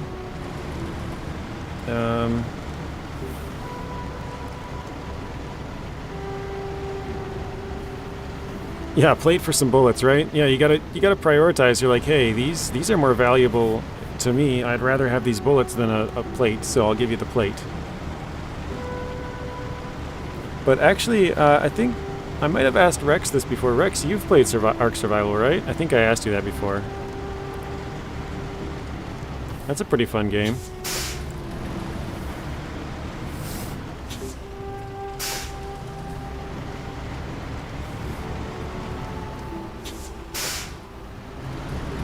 Alright, let's fill up the Tuz here. I think we can probably fill it all the way up, right? 200. Oh,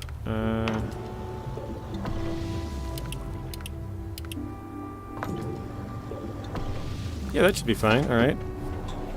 You have played it. Okay, I couldn't remember. I'm pretty sure I've asked you, but I don't exactly remember if I did or not. So didn't get too far. Oh yeah, that's right. I do remember now because you told me you made a base and then you got lost and you never found your way back. So you're like, screw that. I'm not playing that. Yeah, I remember that now.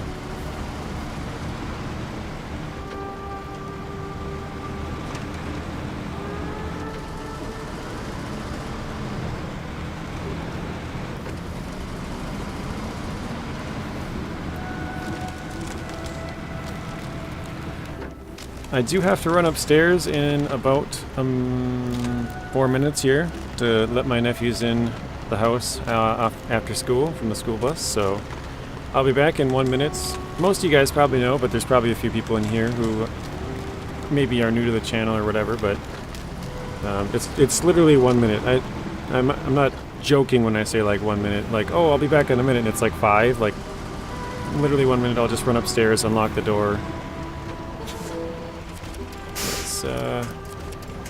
Back this thing up. Wow, it really likes that freaking pole there.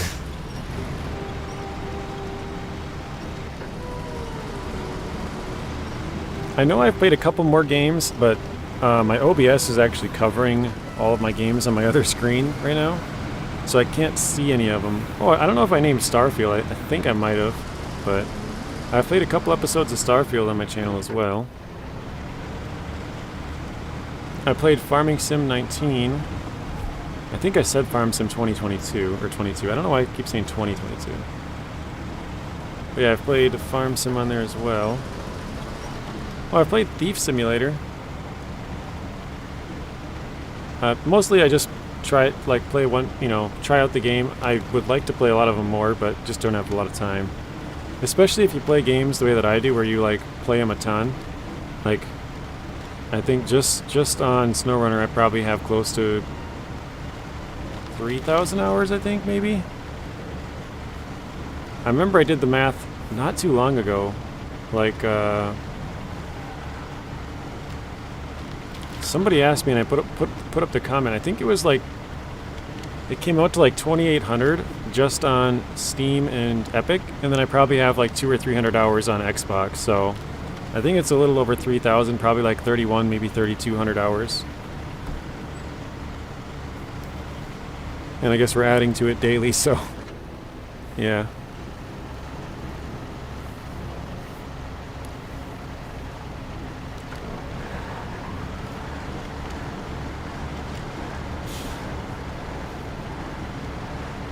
Hey JJ, what's up? Welcome to the stream, Pearl. How are you doing today?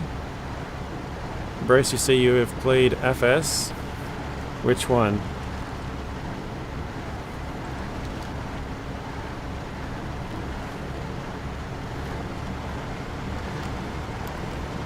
I'm going to try and take... Oh, there we go. I was going to say, I'm going to try and take this a little bit wider here. Oh, crap. I meant to try and pull the winch closer and I detached.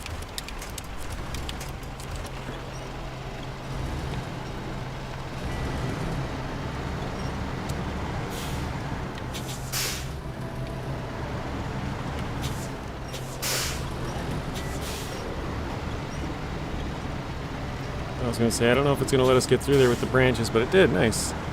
Oh, you played the older ones, 16 and 14. I didn't even know they made those. I knew they had, wasn't it 15 and 17? Something like that.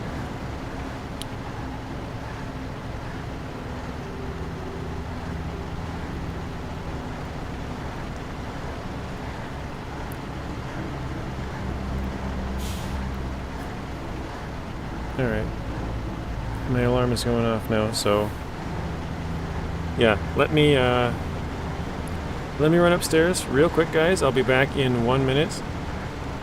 And we're gonna go do Electric Atmosphere, I think is the name. We gotta go get an oversized cargo container from Cosmodrome and bring it back here, and then we gotta go get a metal beam, I think, to finish that off. So yeah, we'll I'll be right back. About like I said, probably 1 minute exactly, so.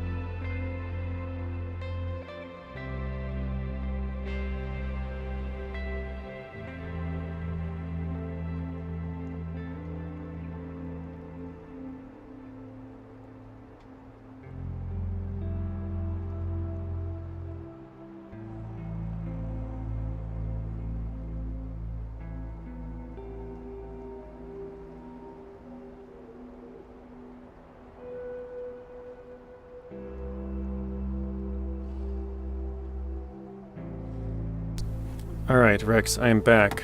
Let's see how long it took.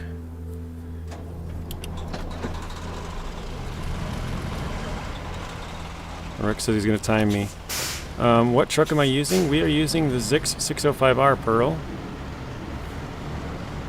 Using 4.5 liters, just sitting idle. Yeah.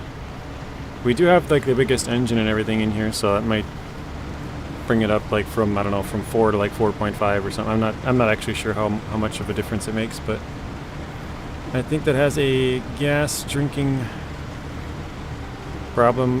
Be careful driving. Good thing there isn't police. Yeah, the police probably wouldn't like me Actually, no, I'm probably compliant. I got it strapped down. We're good. We're not doing nothing wrong. He lost count. I think that's probably a bad thing because that means it's probably pretty high.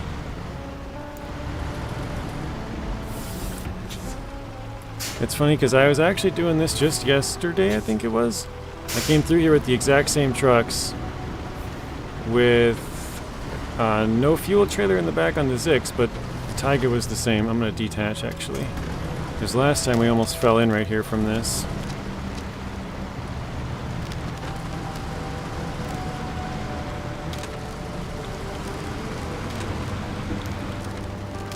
There's not really much of a point to stay attached through this because it's all easy stuff anyways. It's just a little bit faster, it seems like.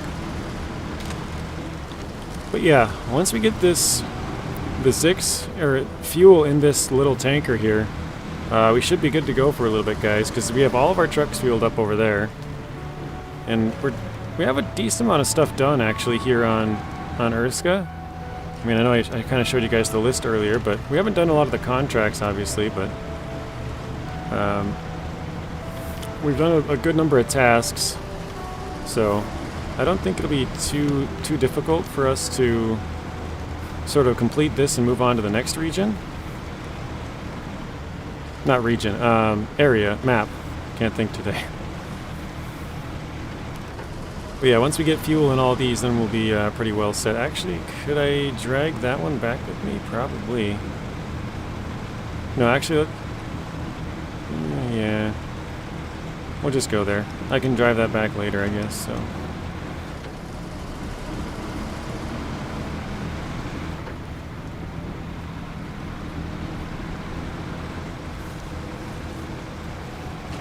Ooh, man. That was quite a jump there.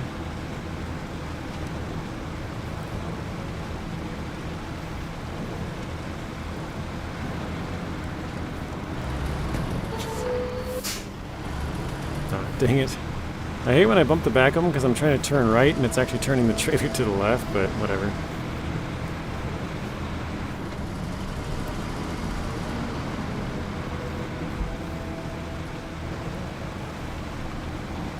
But yeah, now the Dan's full, the Tuz is full, the Step is full, the Sentinel's full. Once we get there with this, we'll have the ZikZ full, and I think actually the Tuz 166 is also full. So I think the Actaeon and the Warthog are the only two that aren't full after this trip.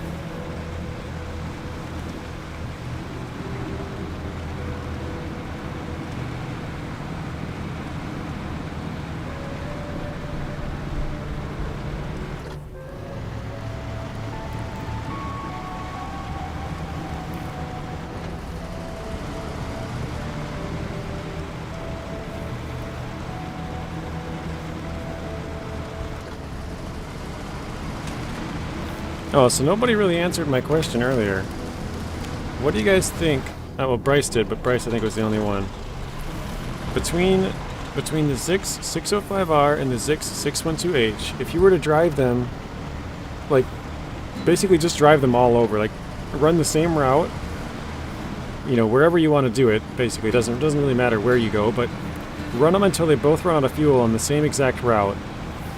Which truck do you think would end up farther? So with the ZikZ 612H, you have 690 liters of fuel total, counting the roof rack. But then with the 605R, you would have 580.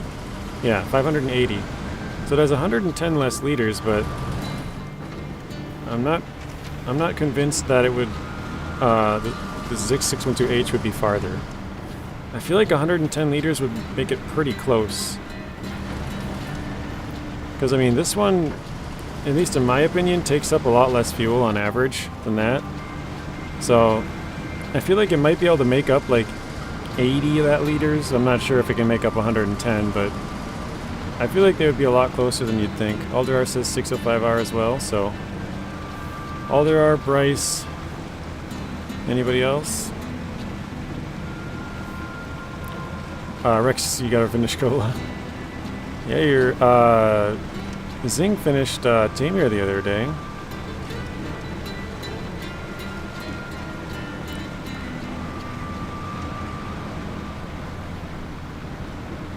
Lonnie, you think the ZikZ 605R would as well? Okay.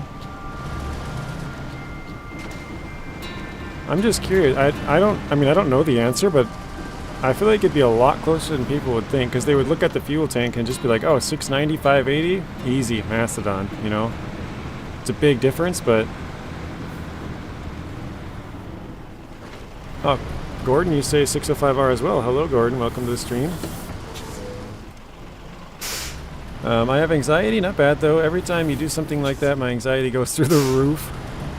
I'm afraid of falling into the river. When I drive, there's a river next to the road I take. Oh, I gotcha. Well, I'm sorry to give you the be the bearer of bad news, Pearl. Actually, let me shut this off. But a lot of the times, when you're on the map like this, it's not safe to drive like through this middle part here. All this is just bad ice. You're gonna fall in and just sink. So if you want to drive on the ice, you have to drive on these little white chunks. They're still dangerous, but as you can see all along the edge of the water, that's where there's ice chunks. So if you want to follow the edge of the ice, you gotta like literally right on the edge, because that's the safe part. Because otherwise all this stuff right in here, you can fall through. I think this black stuff is good, but I could be wrong on that. But I know almost all of this is just breakable ice through all of here, and like all this over here. Actually, I think you can kind of see there's like a dark line that goes like this. I kind of screwed that up, but here, I got this. It looks like there's kind of a line going like this. So this part is solid up here, but all of this in here, minus these white parts, are breakable. And it looks like there's kind of the same thing on this side going this way. So, alright, 600 bucks, $400, refuel. $760, $400 again, refuel. Oops, didn't mean to do that. I'll refuel that, and then we'll just throw it in that one. And then 640 more. So we have $1,241,000 now. Loaded down, I believe the Mastodon will burn more fuel. That's, I think the same as you, Lonnie. I agree.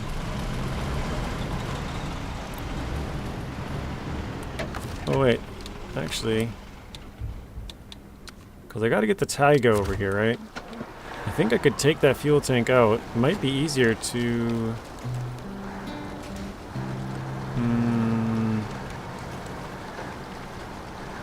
Oh no, oh, that was almost bad. Oh wait, no, I can just... Okay, never mind, I figured it out. I can just run to the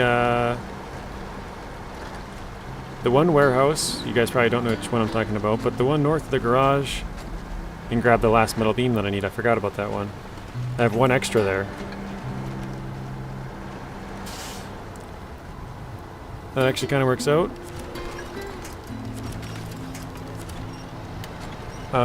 Mastodon is lower front end, would catch more as well.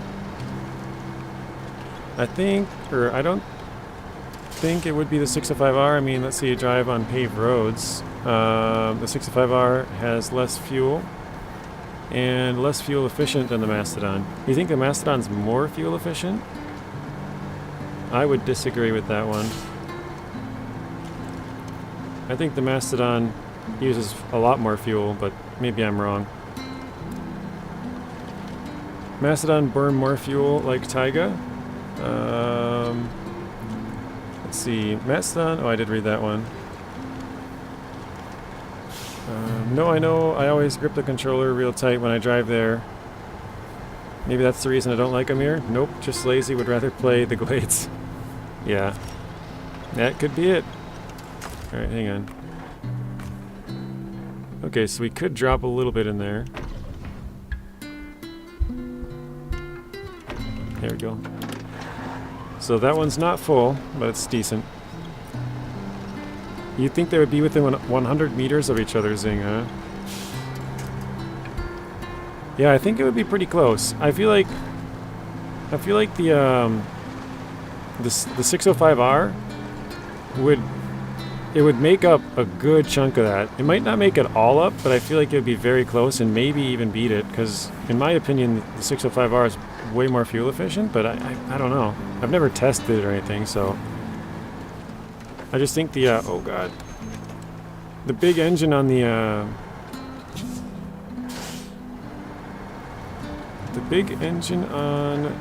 Mastodon I think would burn a lot more fuel.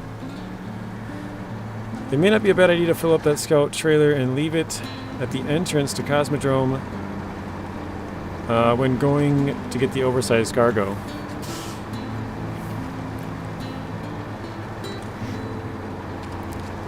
I do have a fuel trailer in Cosmodrome, but I don't have another fuel truck, so I might have to go in there a little bit with the ZikZ to go down there partially so that this doesn't run out of fuel, because I don't think it's going to make it all the way there and back.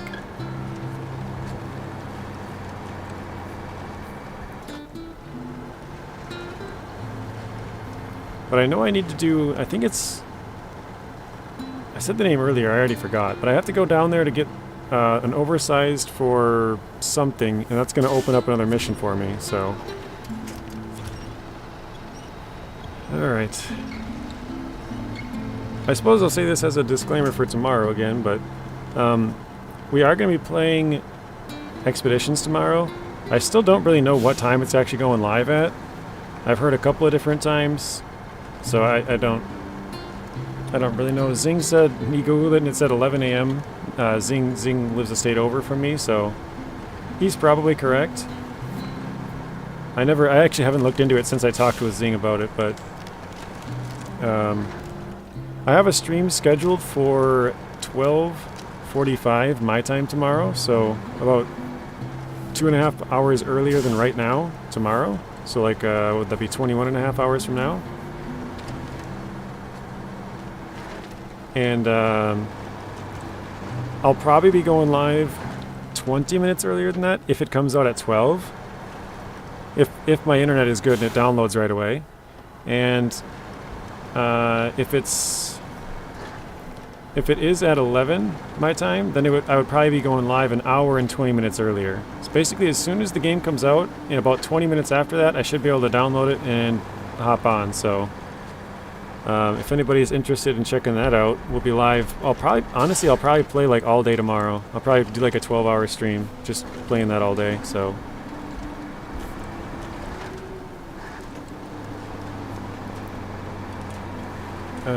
Yay, Expeditions, yeah.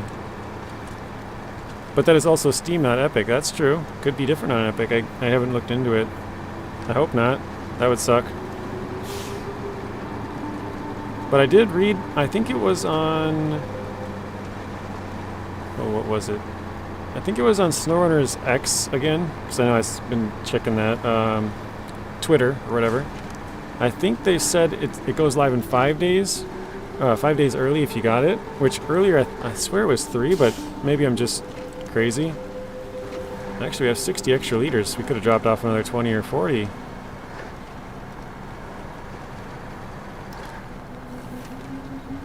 It's not bad.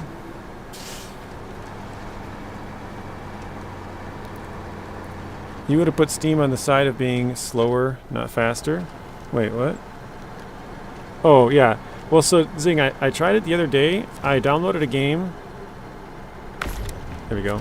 And the game was 22 gigs. It says suggested for Expeditions is like 20. Oh, dang it. Missed that last extra liter. And that took me like 20-ish minutes. And so I gave myself an extra 20 minutes. Like, if I downloaded the game at 12, it should be done by like 12:22, 12:23, something like that. And actually, it should be less than that even. But I rounded up and gave it an extra like 20 minutes. I said 12:45 just in case. Steam always has delays. I guess I haven't... Oh shoot, I forgot I haven't fixed this part yet. You guys... Daniel, I know you suggested I fix this part right away. I haven't done this one yet. They say things will be available for download and it's not up till 3 p.m. Well, if you buy it on Steam, you can pre-download though. That's the reason I have to wait, because I can't do that on Epic. The only reason I bought it on Epic was because if they do happen to have PTS stuff again, I would like to not have to buy it. That would be nice. So yeah, I bought it on Epic just in case they do have it, PTS stuff on Epic Games, that I can use it on there. So snow or no? Do snow for snow or no? IRL, not games. I like snow in real life. I grew up in Minnesota, so I mean there's snow here all the time. Well, not now, but when I was a kid there was always snow. Alright, let me winch further back here. Maybe there? Oops. But yeah, I like snow. It's not... I mean, it's kind of fun to drive as long as it's not anything over like 3 inches. Or 3 inches on the road at any given time. If it's over 3 inches, then it kind of impedes your driving quite a bit. But if it's like half an inch, maybe 2 inches, 2.5, it's pretty fine to drive on. It's once it starts getting up over that to where you're like really like... And sometimes you can't even see the road and stuff, so... Yeah. Do you know SD1? Maybe you could do a video like 605R versus Mastodon, which one's more fuel efficient or something like that. I mean, it's not completely copyrighted. Yeah, no, it's definitely not. I've talked to him, but not really. Like I've only talked to him like 2 or 3 times through like comments, basically, like a comment on one of his videos or something. But Nathan Province is good friends with him, and I've talked with Nathan a few times, and he's reached out to SD1 to get me some information for other videos, so I've kind of indirectly talked to him, but... Oh, sliding. But yeah, no, SD1's really nice. I mean, honestly, the whole SnowRunner community is pretty nice. There's a couple people that are toxic, I would say, but for the most part, it's pretty good. There's always going to be toxic people, though, so it's not anything out of the ordinary. But I would say that the overall SnowRunner community is very supportive and very nice, good people. So it definitely did not let me pre-download. Oh, really? Oh gosh, I'm going up the hillside here. I didn't know that, Zing. So that's actually kind of good to know. I thought you could already pre-download it if you bought it on Steam. I will wait a bit. $5.99 is way too much for a 3-map game.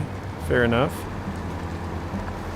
Hey JJ, hello Cools. Welcome to the stream, Cools.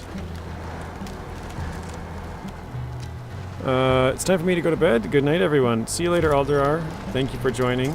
Have a good rest of your night, and see you again soon. Probably tomorrow. I'm not sure if you'll be in the stream or not, but maybe see you tomorrow during the Expeditions stream. Alright, I gotta really start tracking this one, though. What am I doing here? Electric atmosphere. That's where I get it, right? Yeah, down there. Okay, that's what I thought. No. This way. Okay. Bottom right. Okay. Zing, it's taken me about 5 days, but I will finish, or I was on and off. Still haven't finished it yet. Okay, still haven't finished Taymyr. Or Kola, sorry, didn't finish Kola last night, got too lazy.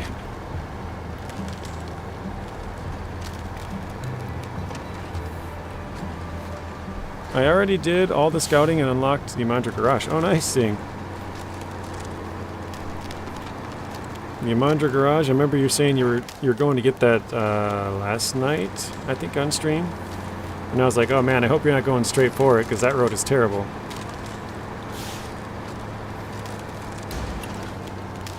$13.31, interesting combo.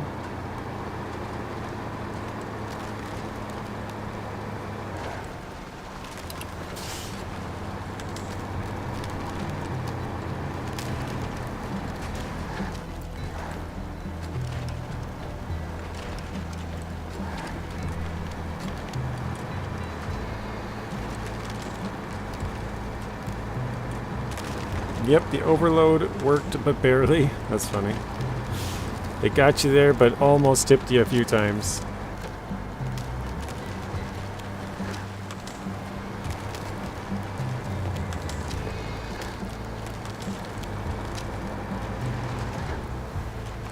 Even went the good path, a bit scary when you're top heavy, for sure. I went straight for the garage, and slightly wasn't that bad. No, it's not bad going to the garage. It's when you have to go get the metal beams and the other missions. I don't remember exactly what they're called, but the missions to unlock it, that's where it's like, dang, this sucks. The roads are, I guess depending on which roads you take, because it's not too bad if you take the far west road, but if you go straight for it, yeah, it's pretty rough. I'm just thinking now on my drive down here, I don't know if I need anything else for this. I think I have bricks thrown out halfway on the way here, on the left, if I remember right. Just kind of thought about that. Getting the wood was really slow too, yeah. Getting the wood up to those two places, it's kind of really rocky and rough up there. So yeah, it does look like I still have my bricks here.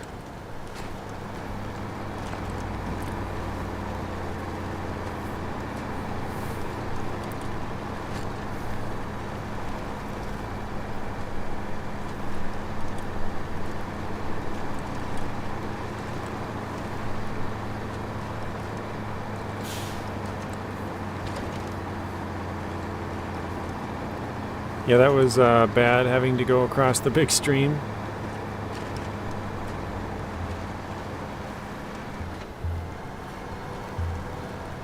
Oh, I think you're talking about the stream on the middle right side of the map, right?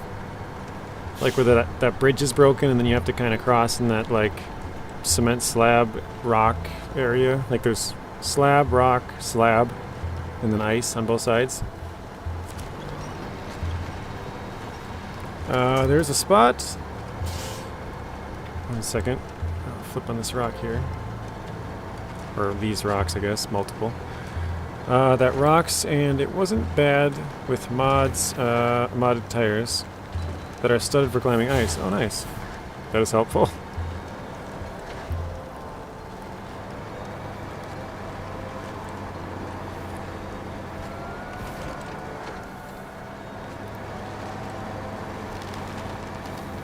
Alright, so we've gone through most of the easy way down here. This part does get kind of slow from here most of the rest of the way in. Yeah, I've had my back end flipped fully, or dipped fully into the water and somehow managed to get it out. Nice. To be honest, I was very surprised at how little amount of times I messed up in Kola. I had a really solid playthrough of Kola on our hard mode. I know I've played it before, but I really didn't mess up that much. I remember I went too fast with the Tayga when I had long logs. I think Lonnie was there and told me to slow down, and probably Hunter as well. And I flipped the truck. I think Daniel might have been there as well. I don't remember who was all there, but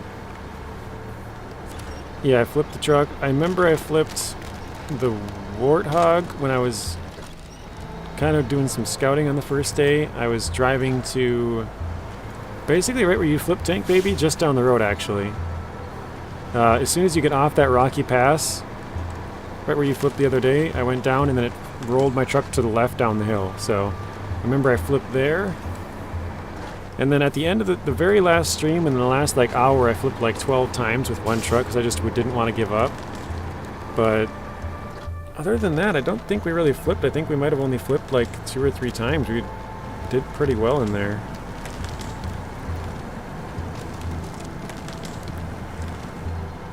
Yeah, I remember the real bad spots. There was a couple spots I forgot and went through, but I know the good places to cross in the ice, so that helps. Yeah, that's the big one. If you know where to cross in the ice, it saves you a ton of time and fuel. So, and headache, obviously, because if you flip your truck or get stuck or anything like that, it adds a ton of time. There was recoverable breakthroughs on the ice? Oh, okay. Not like falling off in deep water, something like that.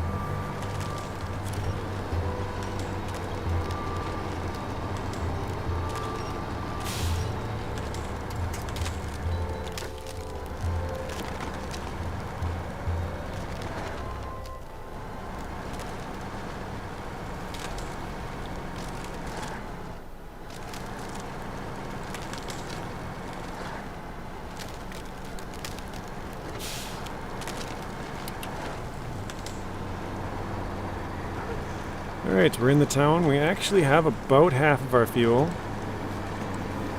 I think, what would it be, 165 would be half, so we're just over half a tank, or half a tank I guess would work. Half a tank of fuel, so we might be able to get just back to the fuel station if we're kinda lucky. We'll see. Or lose it in the river, true. Yeah, you can do that too. You can tip over and... whoops!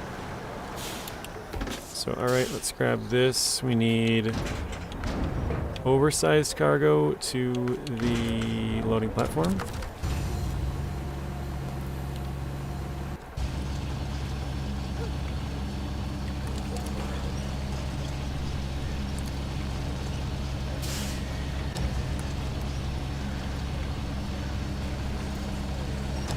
Okay, we gotta bring this in a little bit because it's not wanting to go up.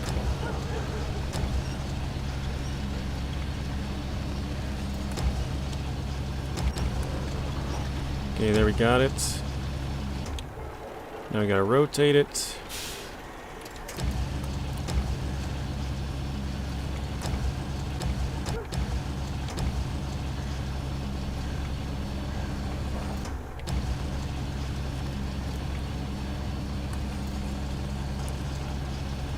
We're going to try and push this a little bit.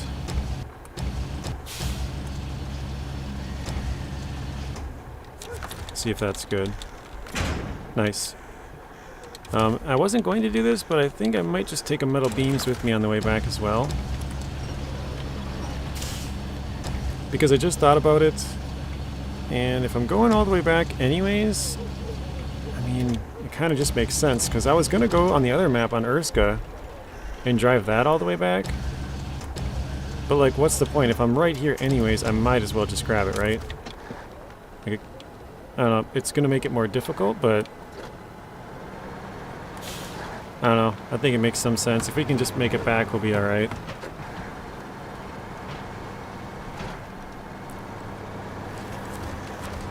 Hello Snake, welcome to the stream. Had your stream on. Just got back from the vet. Okay, well, did that, hopefully everything went well at the vet. Sometimes things don't go so well, so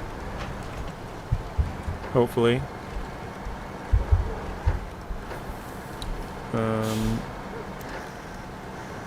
Let me unpack this as well, just to make it a little bit lighter. There we go.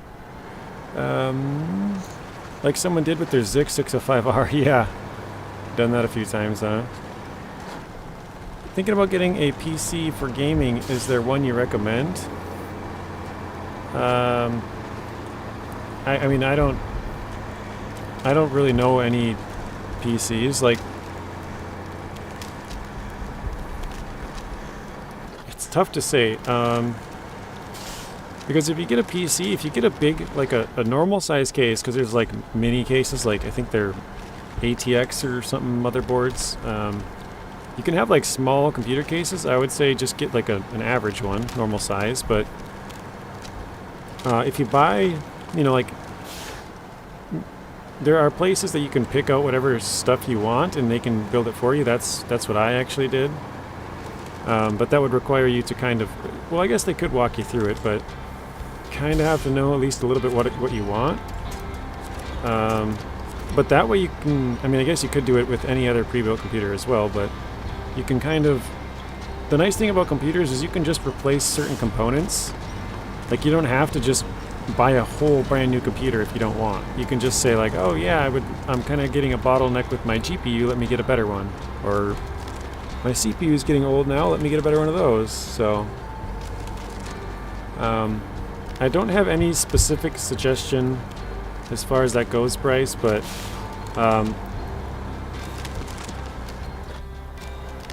I mean, I guess probably my best suggestion would be to watch some YouTube videos and kind of figure out, or I think, I'm trying to think, I think there was a website where you can actually pick what games you want to play, and then they'll give you specs based on what games you picked. They'll say like, oh, because you're playing these 3 games, or, you know, like say these 5 games that you want to play, if you have a graphics card this good and this good and this good, you know, for all your different stuff, it'd be like, you should be able to play all these games with like a, you know, an extra like 20% or whatever performance boost just to make sure they're good. But it gives you like a list of stuff that you could, you know, choose to use to make that PC. So I would kind of find out, do a little bit of research that way. I know there are good pre-builts, but I don't, like I said, I don't know any off the top of my head because I'm not really into the whole PC business, so I couldn't really tell you what to look for. So I hope that helps, but it probably didn't, because I basically just referred you to watching somebody else who knows. But there is a lot of good YouTube channels out there that are computer related about that kind of stuff. That's how I found out about all of it, to be honest. PC Part Picker, yeah, that's one website. I know there's quite a few guys that I watch that have like YouTube shorts, or not even shorts, long form videos as well. I think there's LTT Builds is one of them. Linus Tech Tips.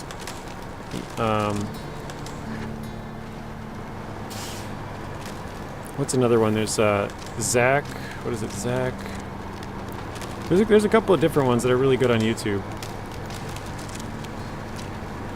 Or maybe it was Z. I think it was ZTT actually. Zach. I don't know. Maybe I might be mixing them up here, but anyways. But there's a lot of good information on YouTube if you're looking into that kind of a thing. Build your own, it's so easy these days. Okay, Snake says to build your own.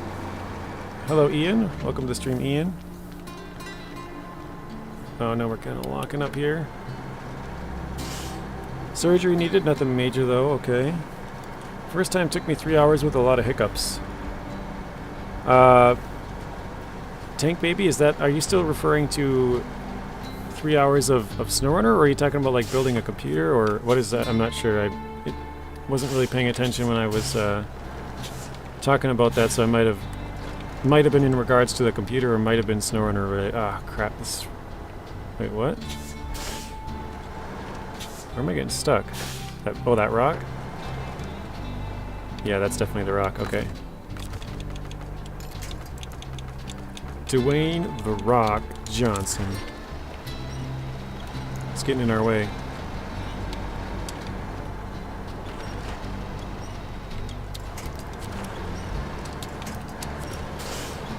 Three hours to build your PC, okay.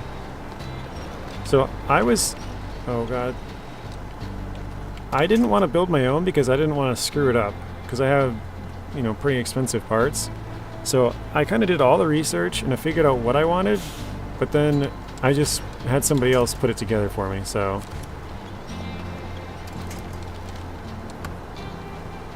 Jay's 2 cents, yeah, there's another one. I watched Jay's 2 cents. Yeah, Linus, Jay's 2 cents. There's two others that I'm thinking of that I watch, but I can't. The one dude has long hair. I can't remember his name. You guys might know who I'm talking about. Kind of a bigger guy. And the other one's very short. I think his name is Zach. The other guy, the second guy. Yeah, it really comes down to budget for a PC. Yeah, a PC can be very expensive, but if you get the right parts, like parts, so they have to be compatible, obviously, as well. Like you can't just pick like this motherboard and then put this, you know, CPU on it. Like some CPUs don't go with other motherboards. Like you have to get certain ones, you know. So there is a little bit of a game to it. But yeah, if you find a website or somebody who's gonna help you build it, they would know that kind of information, what's compatible with what.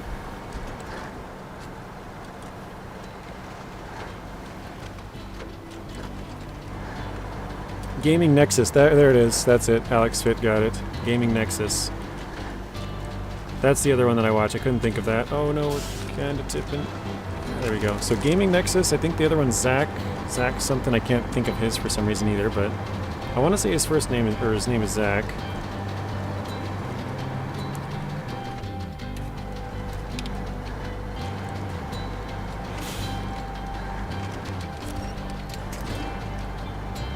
Oh man.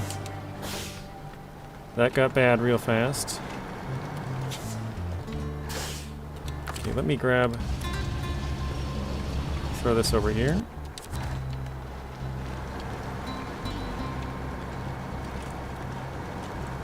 Yeah, make sure it fits in your case. That's why I said buy a normal case, because you don't want to buy like a ATX, or I think they're micro ATX, I think that's the names. Those are small cases. And you don't want to buy those because you're really limiting your option. Well, I shouldn't say you don't, but if you do, you're really limiting your options on what kind of stuff you can put in there. So I would not recommend getting a really small one. Random, oops, dang it. Clipped it right away. Let me fix that. Random HD, or Random Gaming is a HD, probably can't talk and think at the same time here. Random Gaming in HD is a channel I watch that focuses on lower end hardware. Okay, so maybe another one to check out from Daniel.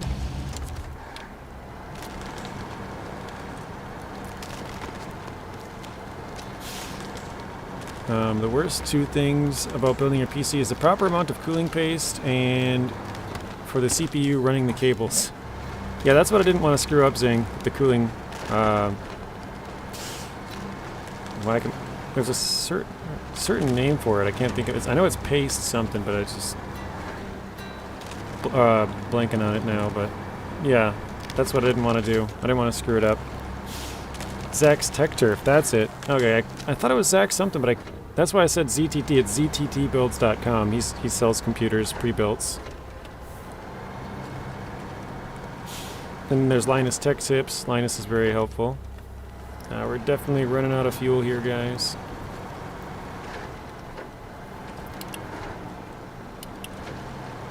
There we go. Throw it up into high. Yeah, Gamers Nexus. Yeah, Daniel. Alex Fitz said that a little bit earlier. That is the exact one I was looking for. So, Gamer Nexus, Zach Tech Turf, Linus Tech Tips, and Jay's 2 cents. I think. No, I might have missed another one, but yeah, that's all of those channels are really good. They have a lot of information on them.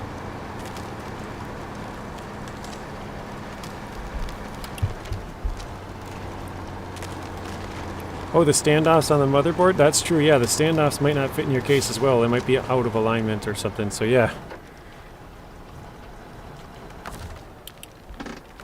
Yeah, you gotta be careful what motherboard fits in the case, so yeah, good point there, Zing. Alright, wait. Oh, Scout Flatbed, Log Trailer. We do have this fuel carrier we can start using now, once we go over there. Why'd I go to no, wait.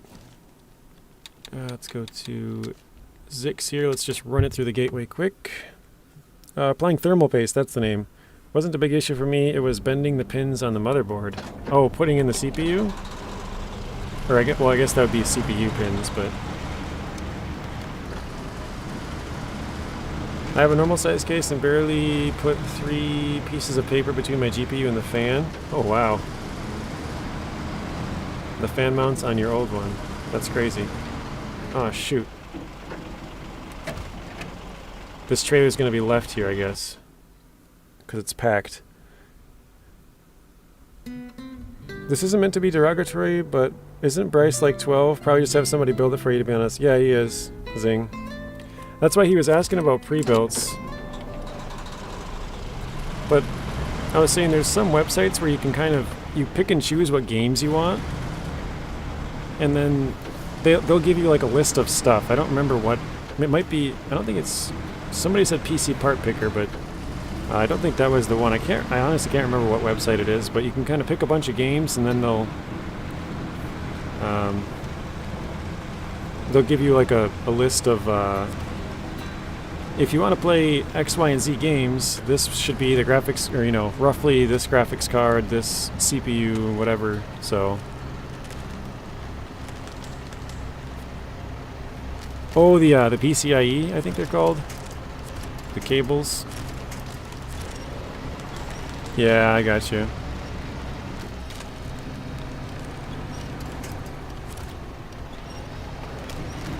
There we go.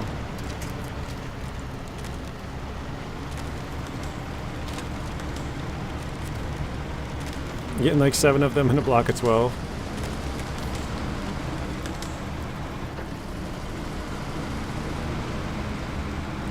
My first PC went with a pre-built from Corsair, and it pooped out on me within a week due to the hard drive. Wow. Built mine soon after, haven't had any major issues. Nice.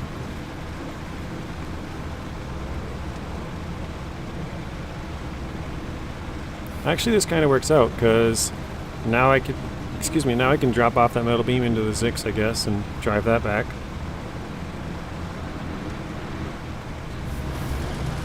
Yeah, any component can fail. Pre-builts usually come with some sort of a warranty, though. Yeah.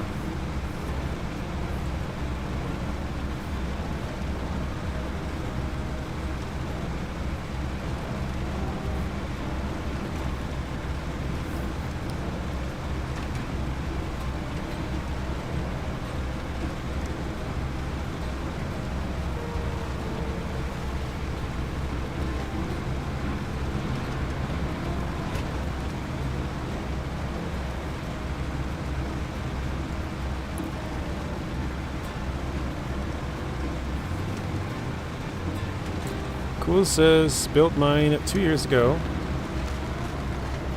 and now it's finally giving me a little trouble. Oh no. I'd suggest grabbing the log trailer with the 605R on your way back. That's a good point, Daniel, because I gotta go all the way up to Erskine to get some more logs, don't I, to fix that crossing. Working on building another one, okay.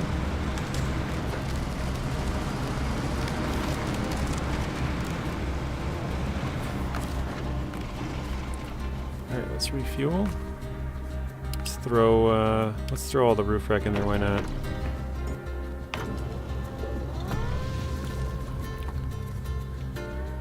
Okay, let's switch trucks. Let's throw this into the ZikZ here.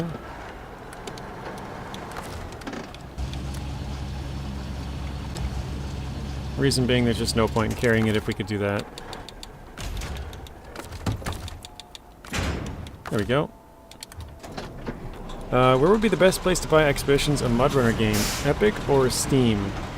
That's a very good question, Ian, because on Epic you got, on SnowRunner anyways, you got PTS, but we don't know if they're going to have PTS on Expeditions or not. So personally, I bought it on Epic just in case that is how it breaks down, because I'd rather have it on Epic and be able to access the PTS rather than having to buy it again to do it.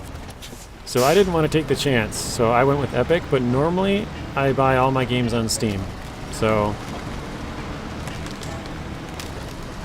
I guess I don't really know what's the answer for that, but maybe whatever one you normally go with, unless you want PTS, then maybe go with Epic, but it's not even a guaranteed thing that it will have that you will have PTS. We don't know yet, so could not be a thing on there. I don't know. My pre-built just so happened to crap out the day after the warranty ended. Wow. Well, didn't you say it pooped out like within a week? I feel like they should have like a longer warranty than a week.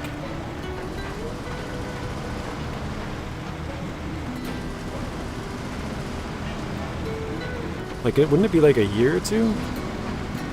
I guess I don't know, but I feel like that would be maybe 3 or up to 5 years even? I don't know.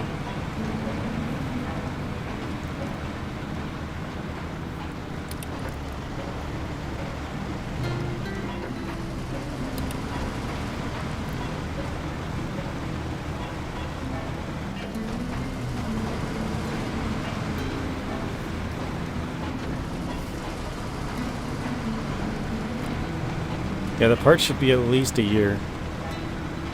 Like, if I saw something with a 1 week warranty, I think like I would just be sketched out like, why are you giving me a week? Like, at that point, there's no point in even having a warranty, right? Like, it's so short, it doesn't seem to make any sense. Could be wrong, but to me it seems like it's pointless to have a 1 week warranty.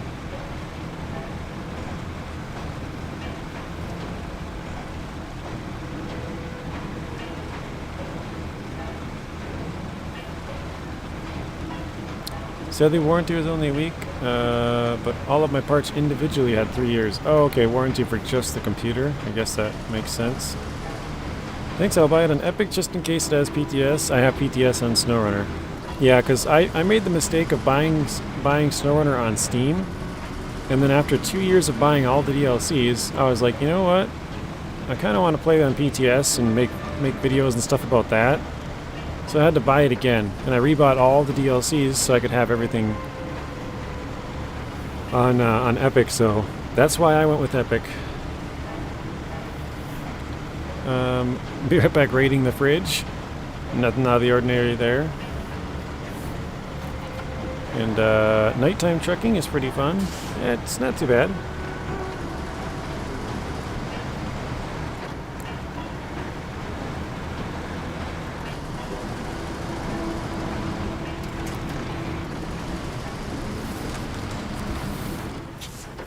So thanks to Daniel for the suggestion here. I think we need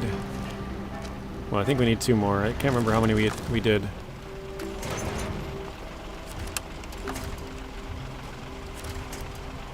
There we go.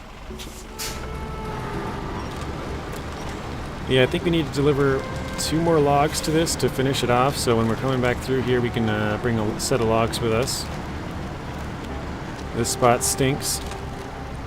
Although I think it's kind of funny when you do fix it. It's like brand new logs all the way across. It looks funny. I thought I read somewhere that the PTS is going to be on Steam this time. Don't quote me on that. Yeah, you might be right, Cools. I know last time Steam had troubles implementing it because they did have it on PTS for a little bit, but it was actually deleting people's save files. It was like overwriting it with PTS stuff. And so they had to take it off, or else it would make them have to delist the game, because if games have too many issues like that, where it's like really, really bad, they have to take it off of Steam.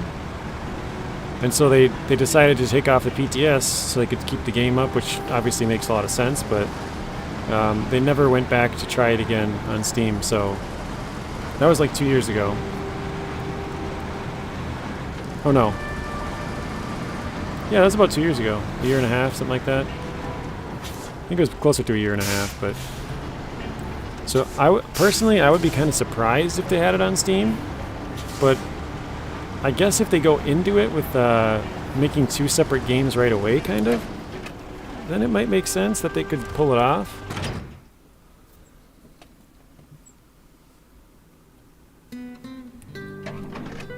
Because the thing with Epic is they have 2 separate games, basically.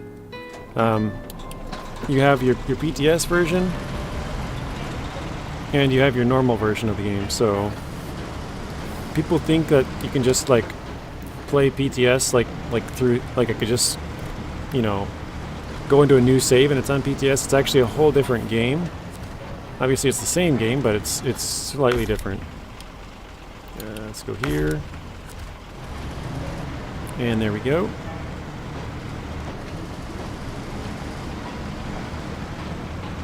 So I'll just pull up here onto the road. I think I'll take these one at a time, but I'm just going to make sure we can get the other one situated here.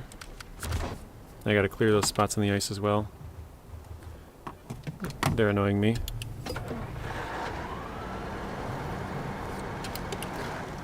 But yeah, I don't really know the deal, Cools. That's just what I've heard, so don't quote me on it. Or do, I guess, but at your own expense. Well, I'm going to wait until you play to see if it's worth it. Okay. Yeah, I'll be playing. Honestly, I think I'm going to play it all day tomorrow. Because I'll probably start at, like, depending on what time it releases, maybe 11 or, you know, something like that. Oh, wait, my trailer's still back over there. I got to remember to get that. I'm going to do that now quick, too. Where is it? Sentinel. Or else I'll probably forget. That trailer's just floating over there.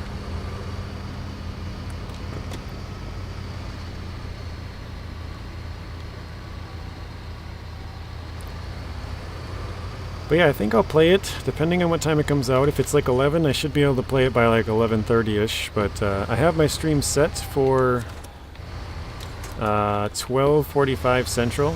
So if it does come out at 11, I have an hour and 45 minutes. If it comes out at 12, I got 45.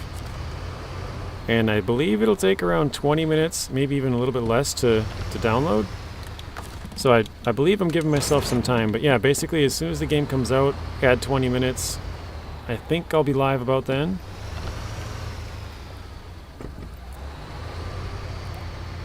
It's not a bad thing to watch people play for 5 days of early access. To buy the cheap version as well. Let us find all the bugs. Yeah, it's fair.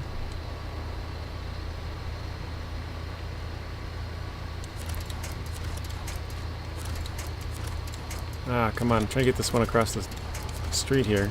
There we go.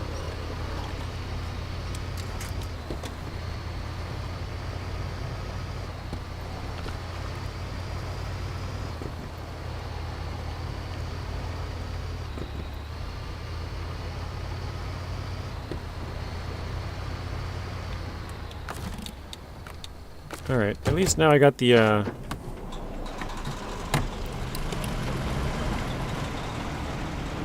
got the trailer connected to the truck, so I can't really forget about it.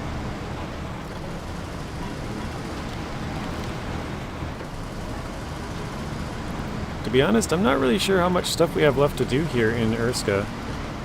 Like, I know we got a lot of contracts to do because we barely touched them, but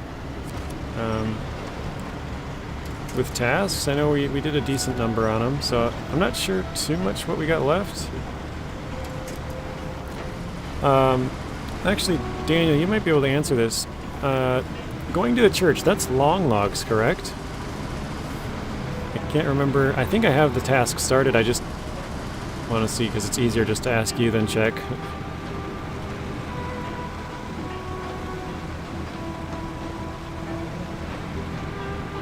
I want to say it was long logs we have to bring to the church, so we have to buy a long log trailer. Oh no.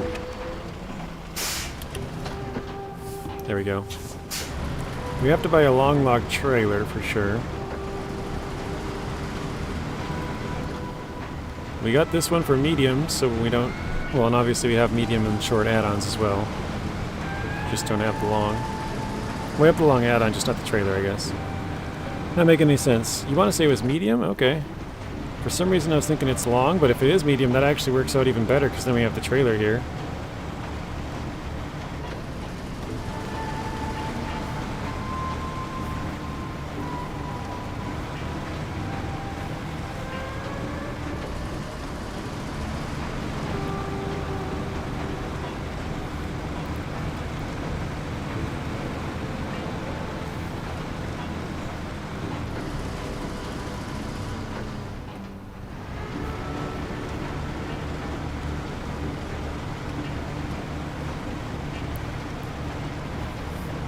Alright. I will probably check here once we stop and switch trucks, but I was just curious if you knew. I'll find out soon enough. One more plane part to go. Oh man. Crazy down the hill. No pop tires though.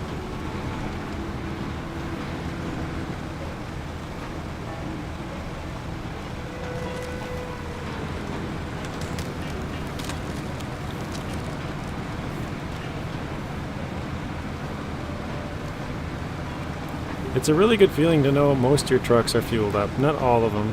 Like I said, I think we have the Actaeon and Warthog, which are not full. But the Actaeon, I believe, is...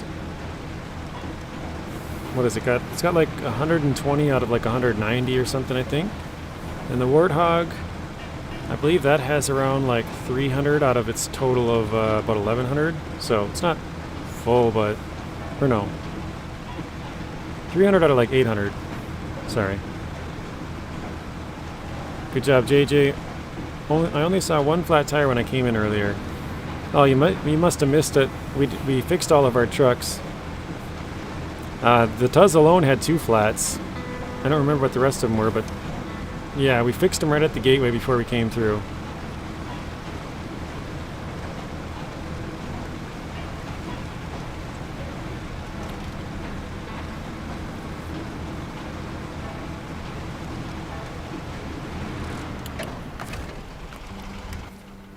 So let's see, the Dan over here.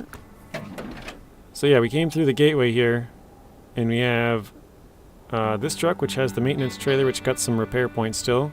We fixed the Dan, we fixed the step, we fixed the Tuz, which is right here. And then we took the Tayga and the 605R, which are here, and actually on the Sentinel as well. Here and then over here. We fixed all of those up, so we got them all fixed. But I remember the Tuz alone had 2 flats. Not sure if anyone other ones did. I'm pretty sure we did, but not entirely sure. Alright. Let's bring this up a little bit. I think I'm going to detach and put this trailer in the front spot of the trailer. Put the trailer in the front spot of the trailer. If that makes sense.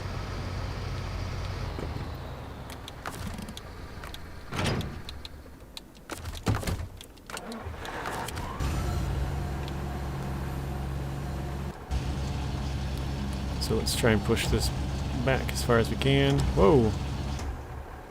A little bit forcefully, I guess, but it worked. Actually, let's pack that. Just so that it goes into place, so I don't mess it up any further.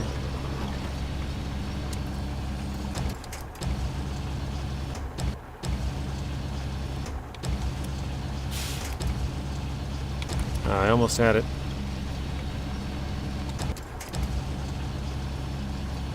Okay, we got the front tires in. I don't know if we're going to be able to make this work. Oh, you know what? I just randomly thought of this, so... The whole thing about getting a truck to pack is you have to have it touching on all 3 tires. What if I use the crane to, like, touch the tire here?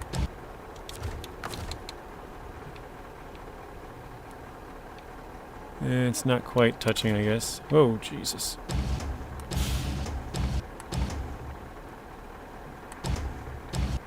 So something like that. Yeah, it's a little bit off as well.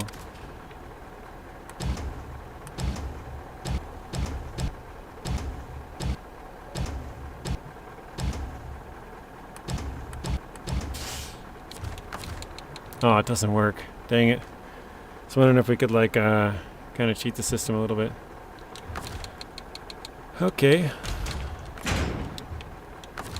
Yeah, let's unpack, I guess. Just wasted 15 liters of idling, but we're going now, so... Found a weird genre of music, reggae rock.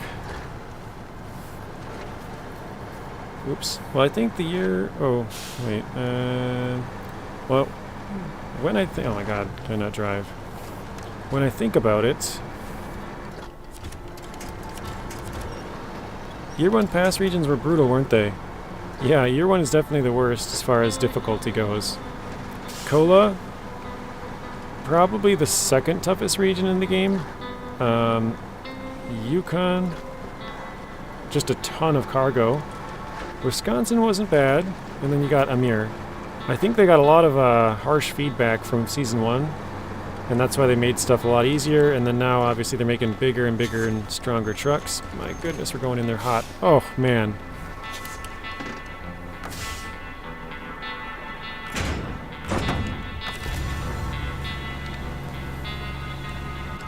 Of course. Of course I would.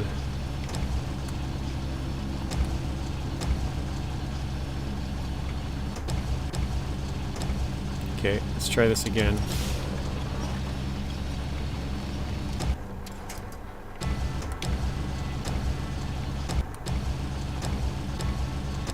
Actually, let me pull this a little bit.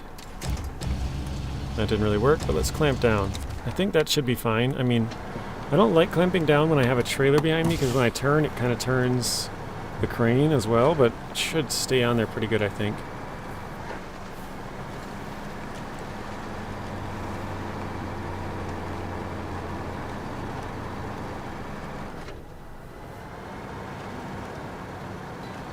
You could have put the cargo on top and packed it. That is true, Zing. I kind of forget that that's a thing. I've actually put it on the front of my vehicle before. Like, you put the 2 tires. Actually, you know what? I'm going to show you. It's kind of funny. I'll get to a flat spot, maybe on the bridge. But yeah, I could have put it on top of the oversized cargo we got.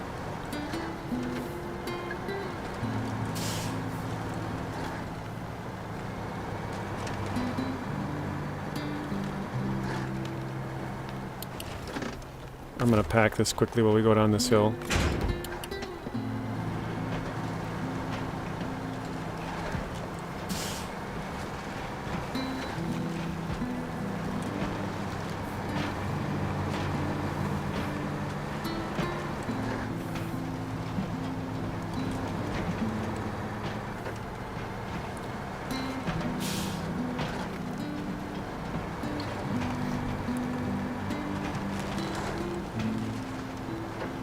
Don't waste a bunch of fuel trying to get it on your hood. Oh, it's fine. We're a millionaire, Zing. We got plenty of money. And we won't really spend any of our money either because we're not buying trucks. So like the most expensive thing you get in this game, we're not doing. So like, I mean, theoretically it's possible we could go down and lose all of our money, but like, it would take a lot of wasting fuel and like buying dumb stuff. Well, actually, yeah, you'd have to buy a ton of upgrades and trailers and stuff because I'm not buying. Well, actually, I said I'm not buying trailers either, as much as I can.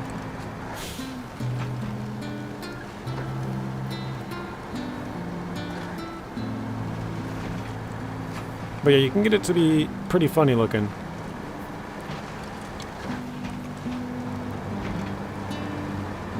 Alright, we're pretty flat here. Let's see if I can get it. Yeah, let me grab the controller again quick. I think the Tayga is actually one of the easier vehicles to get it on because its hood is fairly nice to work with. I'm trying to remember what truck was really tough. There was one of them that was really, really hard and very annoying.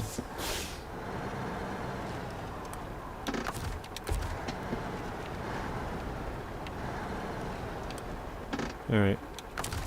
So now I basically got it lined up right on my truck. Let's see if we can get that front tire up. There we go. And now all I do is turn the crane around facing away from me, and if I'm lucky, should be able to pull it up the opposite way like this. I gotta go a little bit that way. Oh, it's sliding a little bit, but I think that'll pack. Yep, there we go. There we go, Zing. So it's not the greatest. Usually you'd want it a little bit more to my right side, but you know, perfect view for first person. Like when you're driving, you can just get a nice view of the tank, you know.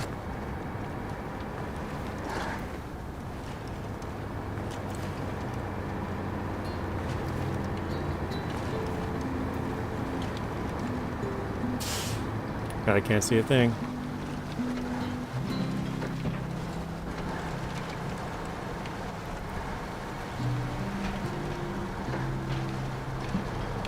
It is pretty funny.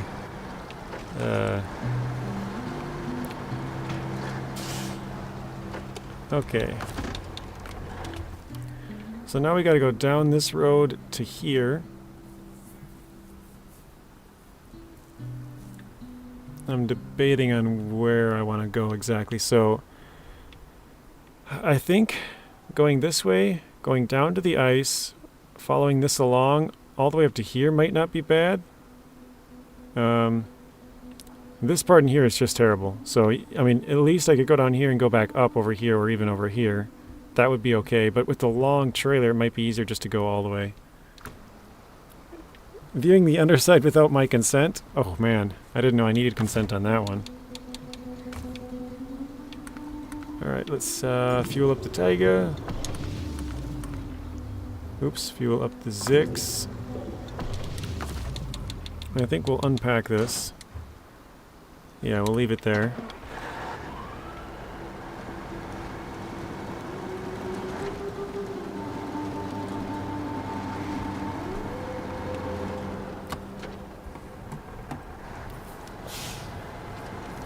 Yeah, there's a few vehicles that are like, the ANK is probably one of the, well, you can't, without the crane you can't, but it's got a really flat hood. and like a nice flat on top as well. So the ANK is a really nice truck to put fuel tanks on top of. There's a couple of them, like the Azov 7. That one's really nice, super big flat area. But some trucks are really difficult. I'm trying to think of one.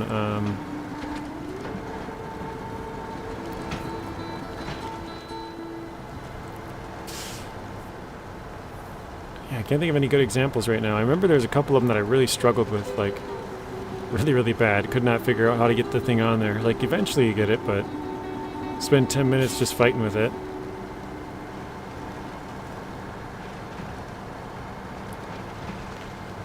So yeah, if you're wondering, I'm attempting to dodge all of these bad rocks in here. I've gone down this way and up this way before, but I think I'm going to try to go all the way to the end, which I have not tried before.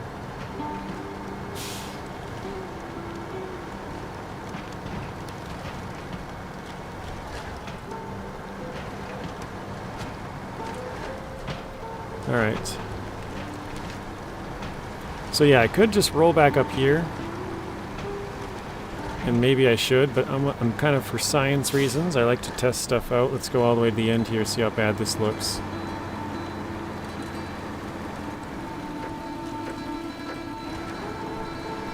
Okay, yeah, that does look pretty bad.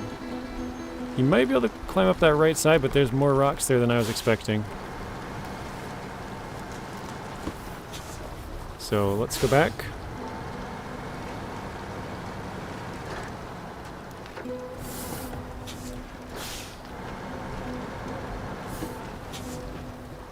Oh man, he's going in the drink again.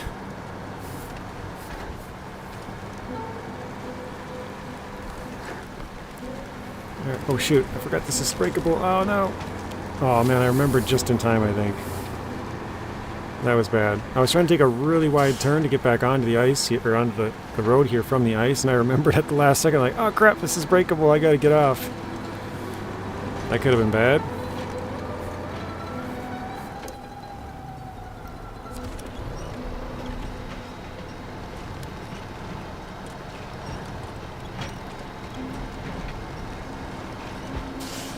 Alright.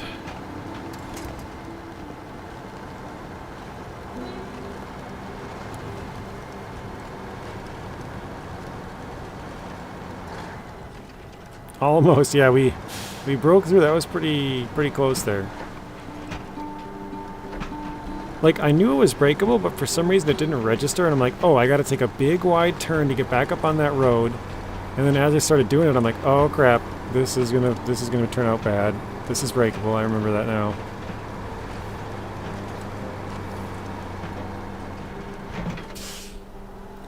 You know what? I just drove all the way here and I didn't even think about it. I didn't check if this was an oversized cargo or if it was a special cargo. Or wait, no. No, drilling, no. There's oversized and there's like drilling equipment, that's it. But it does have a drop icon, so I think I got the right one. I don't even know if they have the other one on this map. I just randomly thought about it because they're basically the same cargo.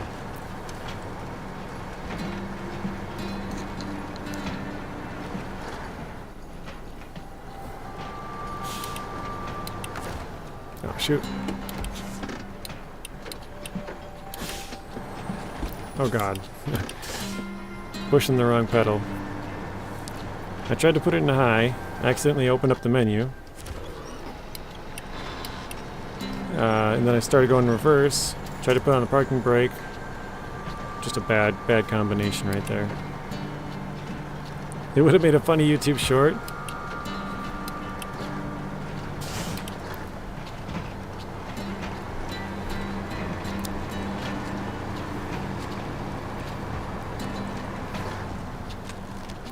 I don't think I've ever actually been down this road, so I think I'll try it, why not? Oh, actually that's probably a bad idea because the back end's going to really dip. Yeah, I knew the back end would really dip into that because I didn't think about that very smartly as I took the turn. I've always gone in and out from that front entrance there, so... Alright.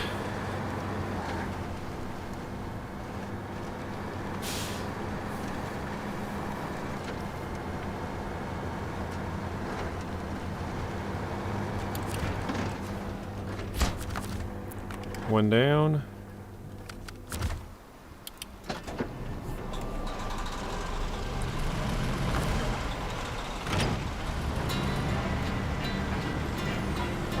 Look at how many tracks there are in here. Because I have these vehicles close, all this terrain's not resetting. So it's getting really muddy.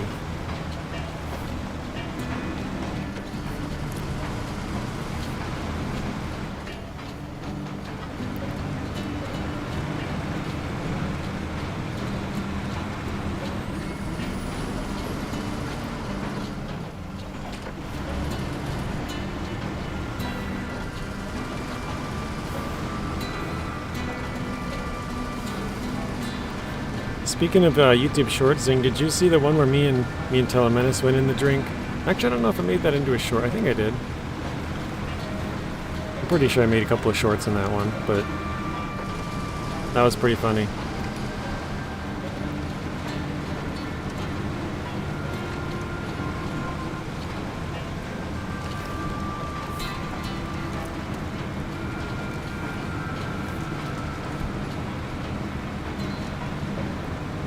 Alright, last of our metal beams.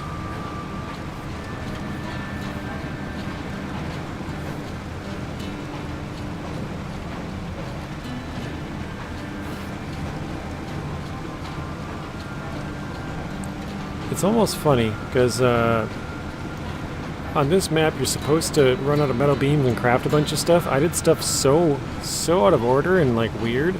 We still have 2 metal beams left that we didn't even have to craft.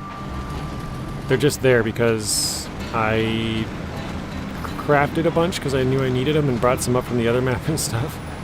So like we did it so weirdly. Off the cliff, yeah. I think there was one, yeah, I saw it either way, yeah, okay. Yeah, that was pretty funny. We were talking about going over a little roadblock and I was like, yeah, there's no way, this is not gonna work.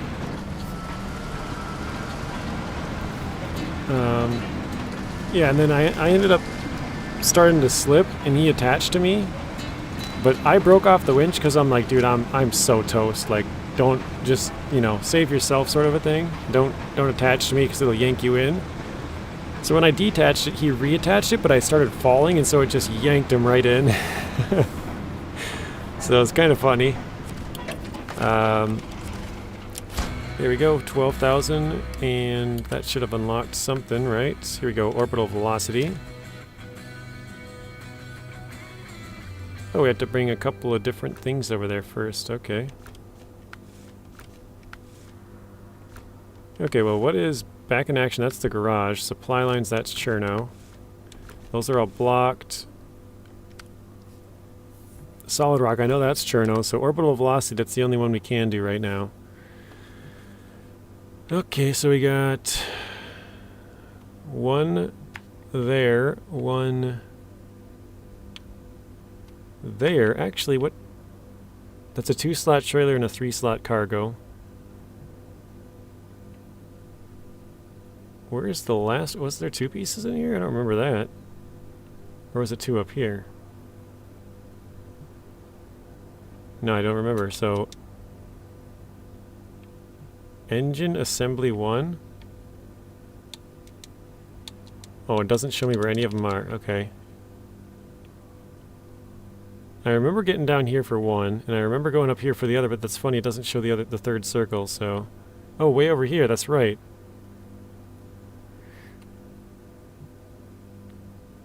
So... What is that? I think that one's 3 slots as well, if I remember right. Okay. Are you planning to do a 4K sub special? I was not, no. I didn't have anything planned. I think, wasn't it you, Tink Baby, that was saying, or you thought we would hit 4K by the end of the month? We just hit 3.9 on, was it Monday? Now I'm trying to think. Yeah, it would have been Monday. 3.9 on Monday. So we got 100K to go with, or it's not 100K. Yeah, 100K to go. Now we got 100 more to go, and one more day for the rest of the month. But actually we're at, wait, where's my phone? Ooh, that almost ended up bad. I'm gonna check and see what we're at right now. It says 3,911, so we've gained 2 since we started the stream today. It was at 910 earlier, but then it went down to 99, so 3.91 now. Yeah, it only shows every 0.1 for, like, because now that I'm into the thousands. Before, when you're under 1,000, it shows you every single number, but then it only shows up every 10 after you get to 1,000. So it's like 1.1, 1.11, 1.12, whatever. Oh, you're going, Daniel? Sounds good, Daniel. Thank you for stopping in. Have a good rest of your day, Daniel. And hopefully see you again soon. Maybe tomorrow with the Expeditions stream. Especially considering how long we probably are going to be streaming for, so...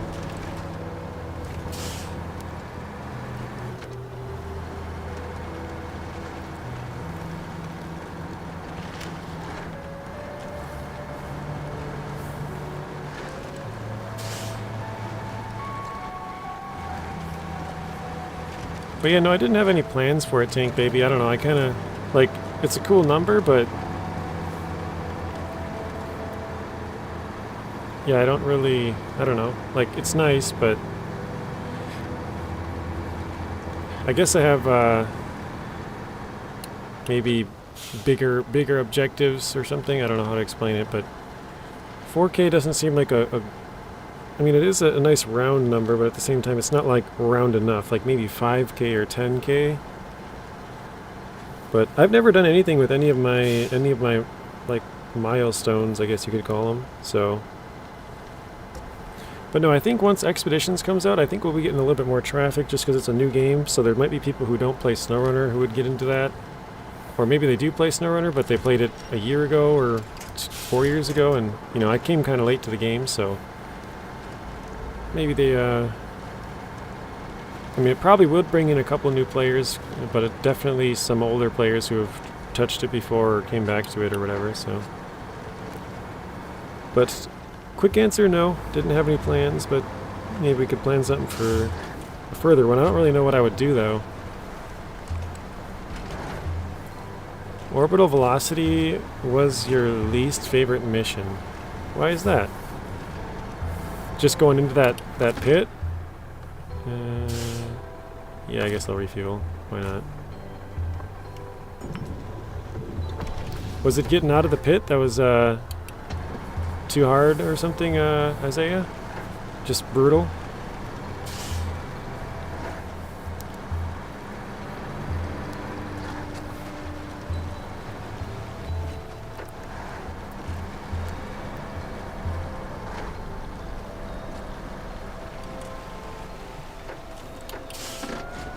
Yep, saw that coming. I'm always coming in too hot. I don't remember if you need a wide trailer for this, but I don't believe so.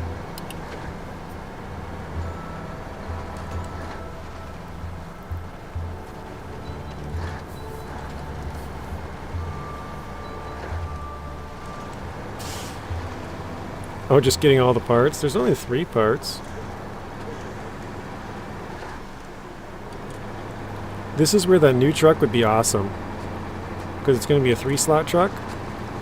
I mean, the Fem would work, and the Kenworth would work, and the Mastodon, and 5600 TS and Azov 7 would all work, but yeah, that new truck would be fun to use in here for this specific mission, just because it's 3 slots. So it's more fun when you get a cargo that's actually 3 slots compared to, like, you know, a metal beam and a concrete bricks or concrete blocks, you know, something like that.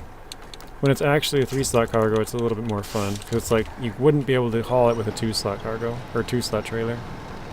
2-slot bed, man, I can't talk.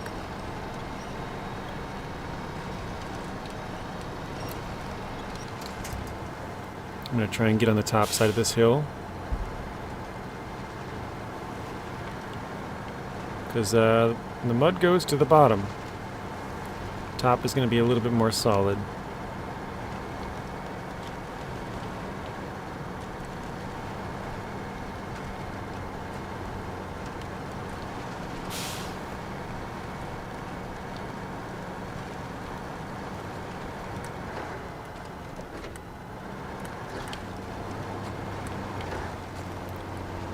Okay, let's see. Do we need a wide trailer or not?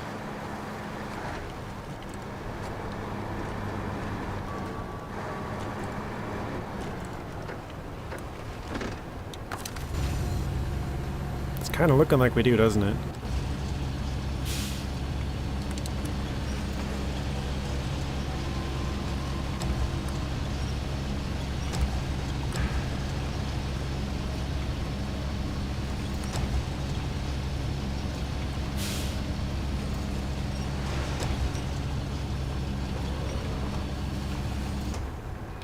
Actually, let's see if we can maybe pack it like that. I don't know if that's going to go.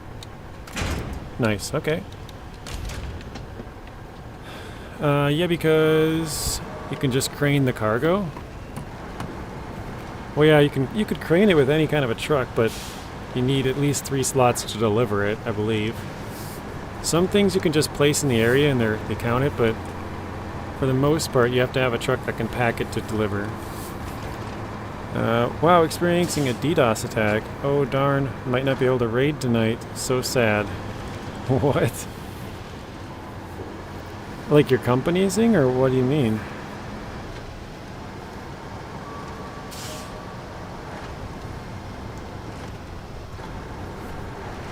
Well, I shouldn't say your company, but the company you work for? Oh, and actually, let's check.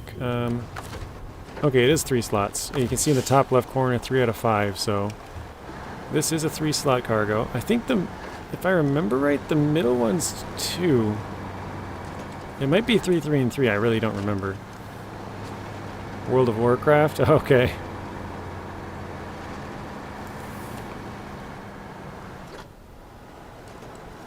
Leroy Jenkins. Have you seen that, Zing? You have to have seen that, right?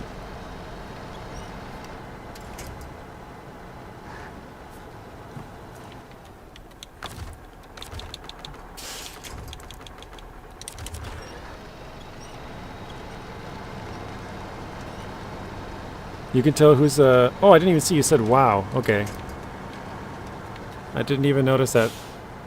But yeah, you did say wow, World of Warcraft. I should have known that. You can tell who's an oldie by what they think wow means. That's true.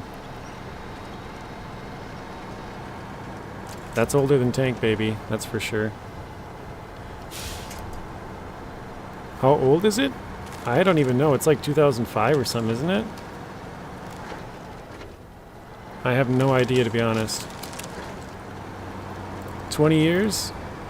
It would have been close then. 2004 would have been 20. Well, maybe 3 depending on when it came out, I guess, but...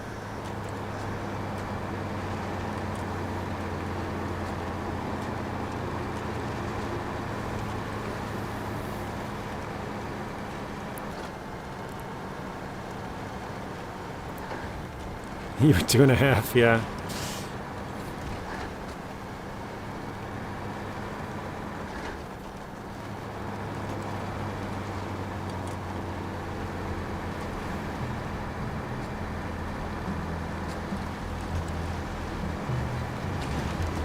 Ouch. Ouch.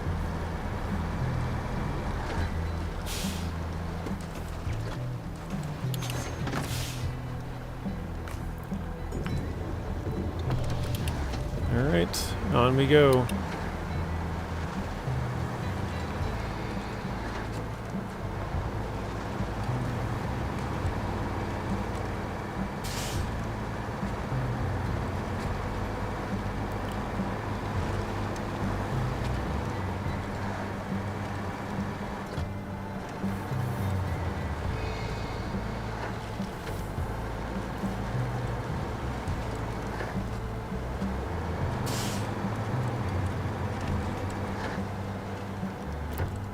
So you were literally raiding bosses? Oh, you were raiding bosses when he was in diapers, yeah.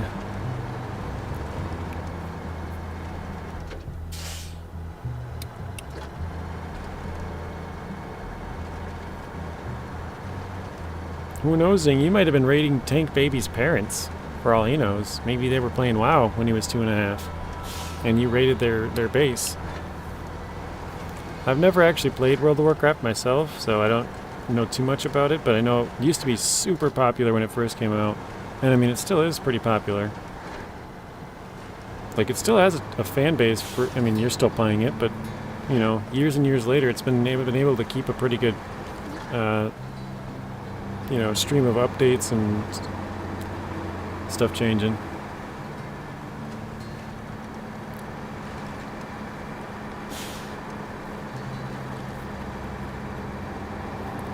Tank Baby is 23. Isaiah, you might be the youngest one here right now. Maybe not. There's 34 people here, so maybe. Maybe not.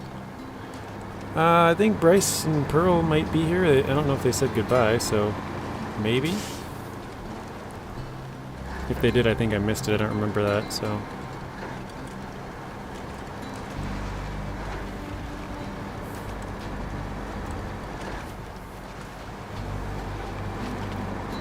The group of friends I play with are the only reason I still play. Guild name Too Stupid to Quit.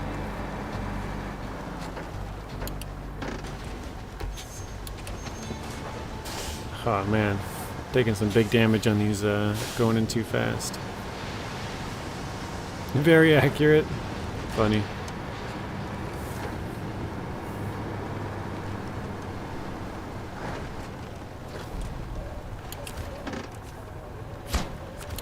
Okay, let's see. Oh, you're still here, Bryce? Okay. Zing, have you heard of Helldivers 2? Okay, so let's kind of take a look here. What do we got? Unlucky. Oh, Closer to Heaven. Okay, medium logs. Daniel. Oh, it's both medium and log. Daniel left already, but he said it was medium. I thought it was long, so it's both. We got metal beams. Oh, nice. I do have one of those over here still, but I mean, I'm pretty much have to go up there anyways, so no point. Unlucky Expedition. We got a cabin. That's right, the cabin's up here on this trailer. I gotta go do that. Okay, let's check how many tasks we have left actually in Urska. So means of production is 1, cargo cults 2, unlucky expedition 3, closer to heaven 4. Oh, okay, only 4. So I gotta go get means of production and cargo cult. And then we're actually done with all the tasks. That's pretty crazy. Oh, we still gotta do the contest though. I should probably knock those out. I actually got the Tuz over here. I should probably do that right now.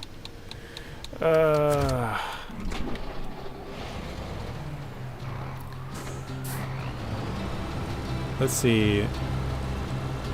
My one buddy is playing it. Nice. Okay. Best game of the year so far. I think it's going to hold that place for a while. Or for a good while. No Way Expeditions is going to take over. Best game of 2024 incoming. Helldivers 2 literally ended the console wars.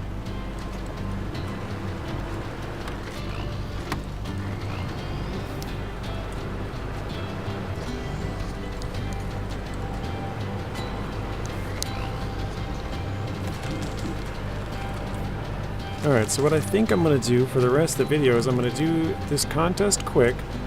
Then I'm going to go back to the Tayga. We're going to drive to one of those two, either the engine assembly or stage 2 fuel tank. And then I'll probably just use that as the thumbnail for tomorrow's video. Or no, wait, we're not playing this tomorrow. We're playing Expeditions. I don't know when we'll be playing this again next, actually. Probably play Expeditions for probably a while. I don't know, maybe a week or so. Before we go back, maybe even longer depending on how much we like it. If we really like it, we might have to mix it in. But let's see what we got here. Okay. Let me check this contest. Conquering Summits. Okay.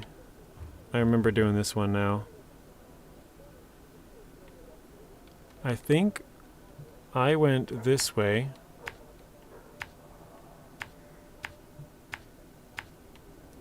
over to here, and then sort of just followed this up to here, and then something along this lines. Actually, I shouldn't mark too many times, because then if I don't hit it, then I get confused. So something like that.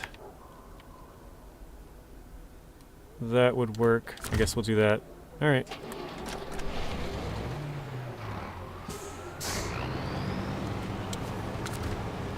I didn't check what gold was, per usual.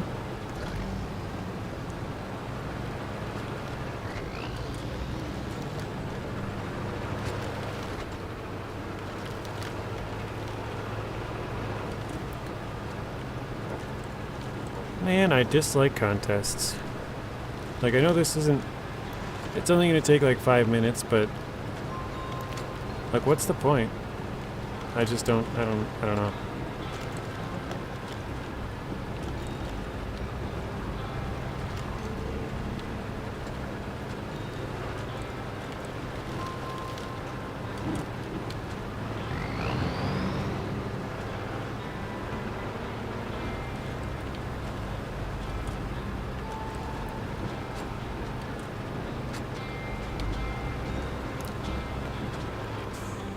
Tuzzy McTuzzington?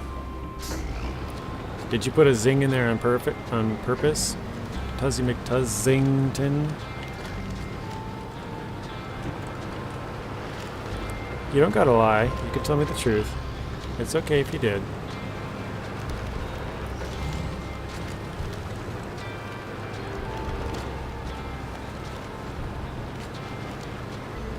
$6.30 for gold. Okay. Yeah, I wouldn't have remembered that.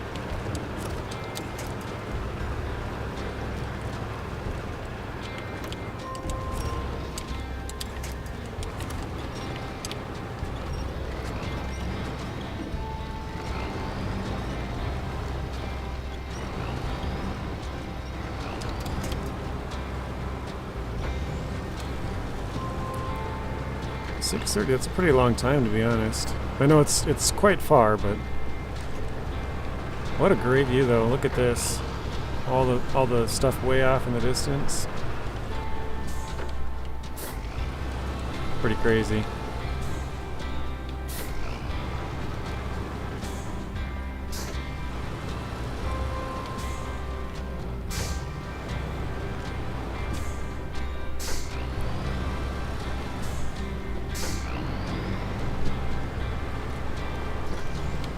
To be totally honest, I don't care what kind of a time we get, just as long as it's done. I just make up words, whatever comes out, comes out. Fair enough. I was kind of just teasing you, I think you knew that, but... Because, yeah, that's how you'd normally say, you know, Tuzzington or, you know, whatever, but...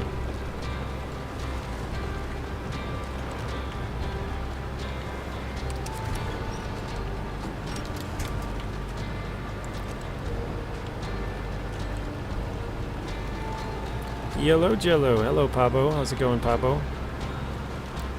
Pablo, you missed a really great talk about food yesterday.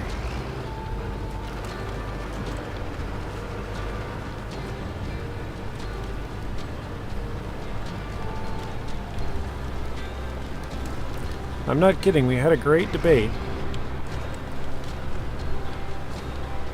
Doing a contest? Yeah. I had a Tuzz close to here. Oh, shoot. Oh no, I grabbed the wrong one. That's a rip. I grabbed the bottom instead of the top of my Tuzz.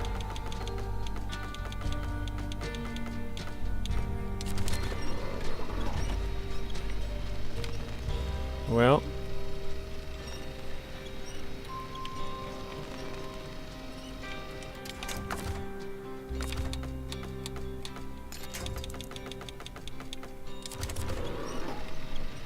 Alright, so we're going to try and get it to roll one full rotation. Nice. Perfect. Exactly as planned. Well, I mean, obviously not the first flip, but the second one.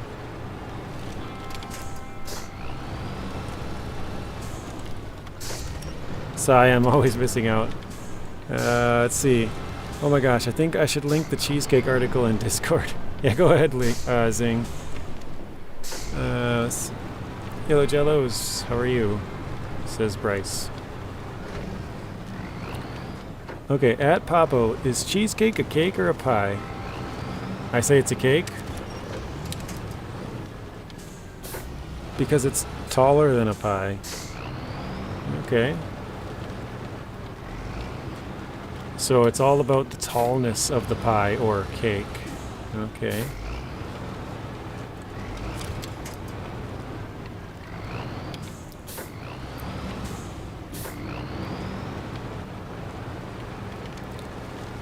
I mean, is there any rule to how tall a pie can be? Well, generally speaking, cheesecake is taller than pie, so I'm going with that. Final answer. Nice. Yeah, that was our debate yesterday. So somebody had made an apple pie, and I was like, oh, that sounds good. And they had asked me what my favorite pie would be. So I said probably apple, but if cheesecake, because I was thinking in the back of my head that I love cheesecake, so I'm like, well, if cheesecake were a pie, that would be my favorite. And that's what kind of sparked the whole debate. Really? Really, Tuz?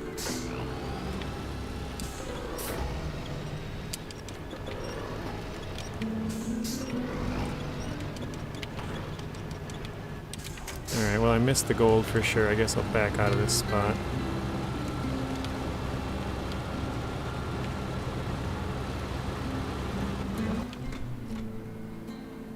Yeah, I'm going up the only real hill here, so...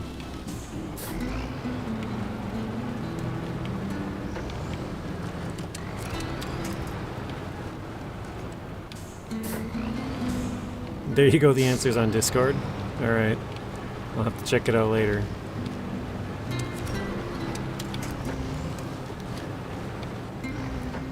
Man, this is quite steep here. I don't remember this part. Jeez. Like, I can't even get a good camera angle because it's so steep.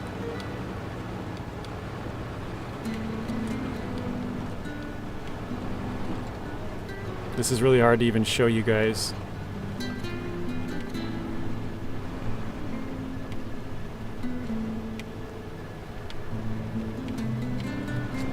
Oh, we're getting up. There we go. Let's see if we missed the bronze, or missed the silver for this. Oh, we did. Nice. There we go. We got a silver. Well, yes, a slice of cheesecake looks like a piece of cake, whereas when you cut a slice of pie, it looks like pie, not cake. In that sense, would Chicago-style pizza be considered pizza, since it's taller than normal pizza? Thick pie. Go, Tuzzy, go!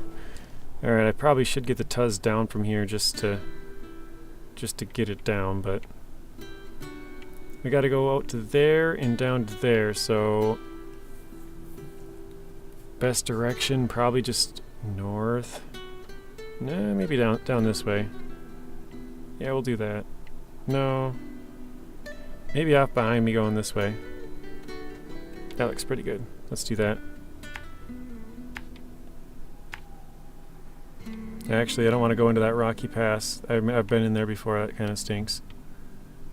So maybe go down here. Something like that.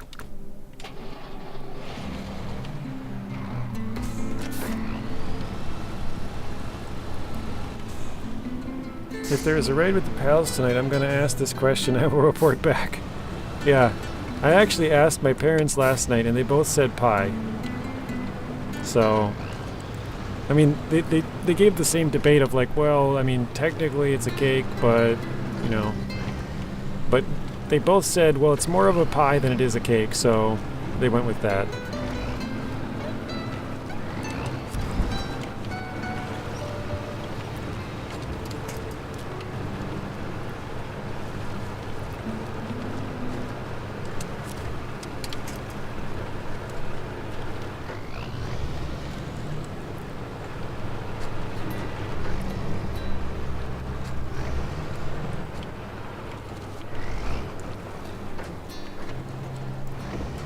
Pineapple is neither a pine or an apple.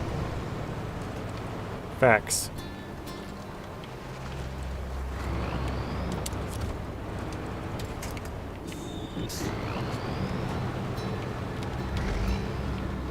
Actually, I don't know if it's facts, but it sounds right. I don't think it's a pine or an apple.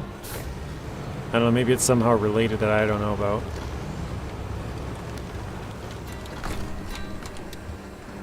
But it's a pipe? Debatable.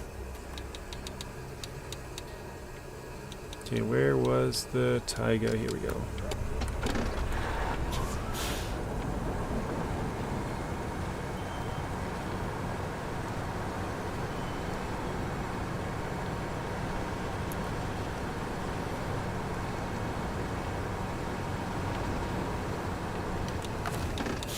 Okay, should I... I'm debating on going down here, guys. I've actually come up here before. I feel like going down wouldn't be bad, but going up would be terrible. But I remember these rocks just being terrible through here, so maybe I shouldn't.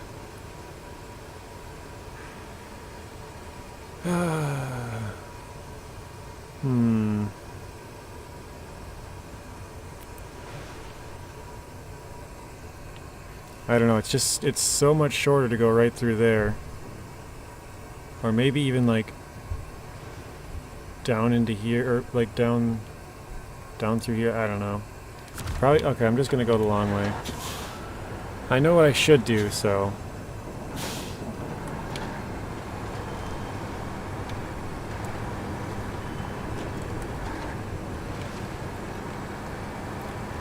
Now that you mention it, a pineapple wouldn't make a bad pipe.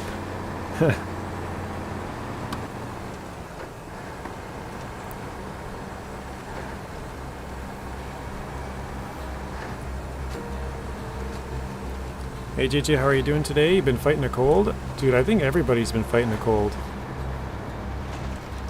A ton of people are sick. I know Rex was saying he was sick the last 3 days.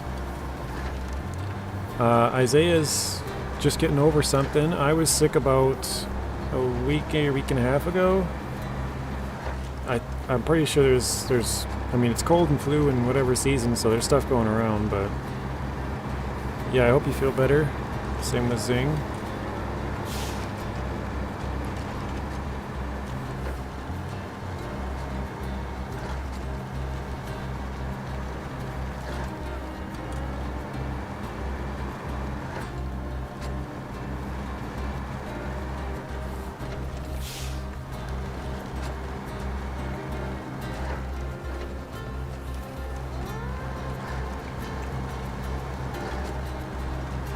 So I'm going to go back this way just because I'm going to get fuel. And like I said, I'm taking the long way, so there's a long way to the left and a long way to the right, but I already kind of passed the way to the right. So, going long way to the left.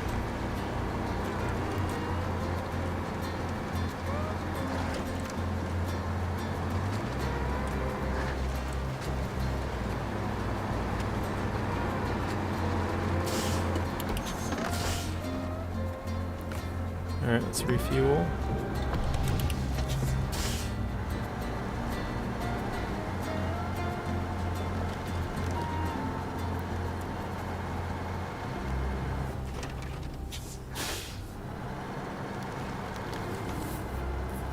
Yeah, I really gotta move these trucks. This area is getting really bad.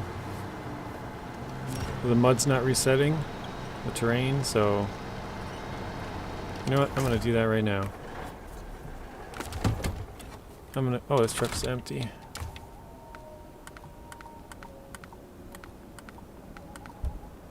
There we go. Just to get it out of the way here, so this terrain resets, because this is a bad spot to have them right at the intersection where I keep having to go left and right. You can see all the tire tracks everywhere, so we'll move them down the road a little bit here.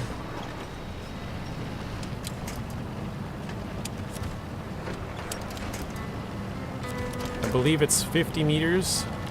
Well, actually, it is 50 meters. We gotta get 50 meters out of the way for the terrain to reset, so I think somewhere around here is probably fine. And Tuz 166, you're going the other way.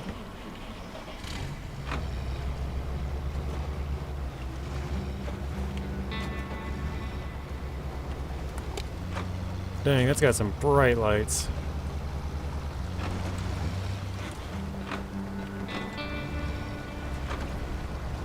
There we go. I didn't even try and do that, but that worked out pretty well. Tough path. Thank you, Zing. Does anybody play Lethal Company?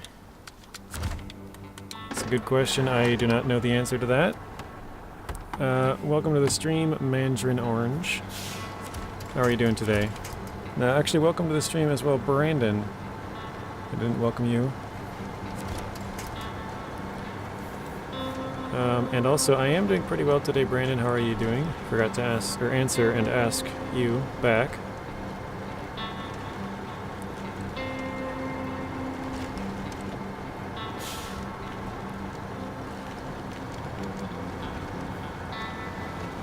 Lethal Company is only a game that I've only heard about. I've never actually seen any videos as far as I know, or even pictures. So I actually have no idea what it's about. You used to play Lethal for a while? Okay.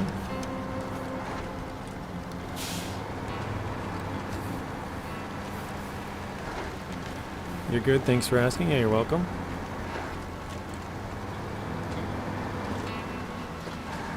Hello, Vaughn. Oh, gosh. How are you doing today, Vaughn? Welcome to the stream, Vaughn.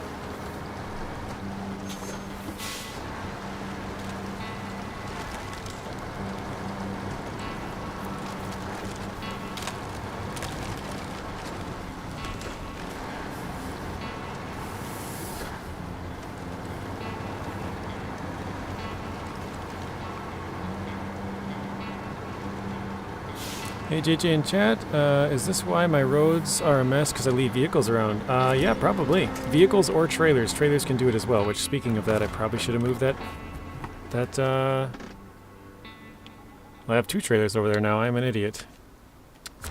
So yeah, you don't want to leave the trailers there either, because the trailers can do the same thing.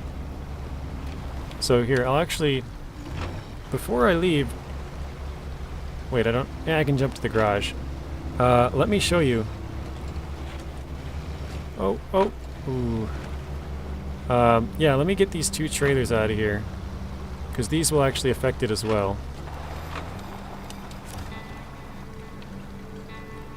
So we'll back this one up. This might have struggle pulling this thing backwards. It's doing pretty good, actually. Ah, dang it. I was trying to get it before it could turn into that, but... There we go. Yeah, if you leave trucks or trailers around within 50 meters of it, the terrain won't reset. So that is probably why certain parts of your map are getting really muddy if you have trailers that you just parked there and left there for a long time.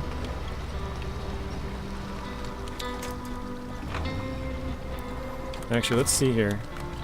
Let's mark on the map this trailer. How far away is that? 53. Okay, so we're good. That should reset most of the terrain, or almost all of it.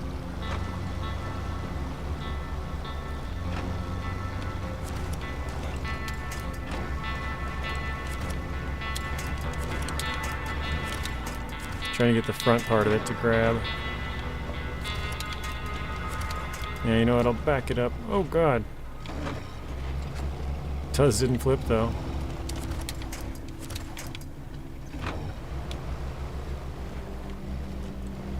I'm now realizing why the lights are so bright. Look at how many lights this thing has. 1, 2, 3, 4, 5, 6, 7, 8, 9, 10, 11 lights.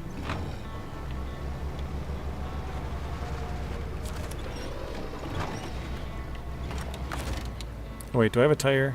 Okay.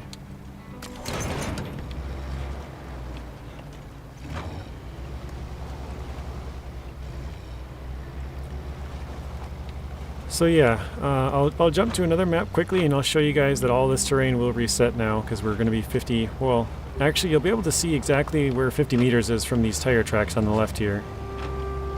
You'll be able to tell exactly where that 50 meter mark is at.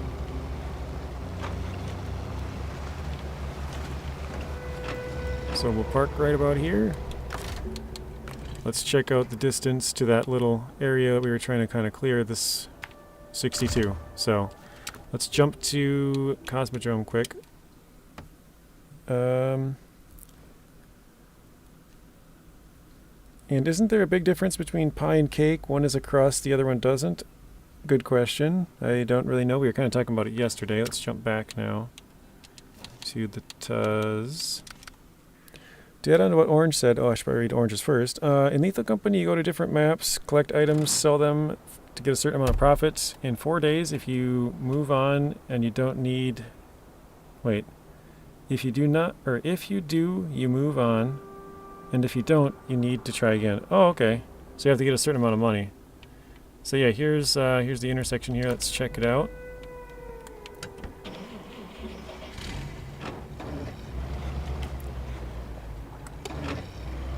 Actually, I'm just going to disconnect the trailer. I don't care about the trailer here anymore. As long as it's in the area.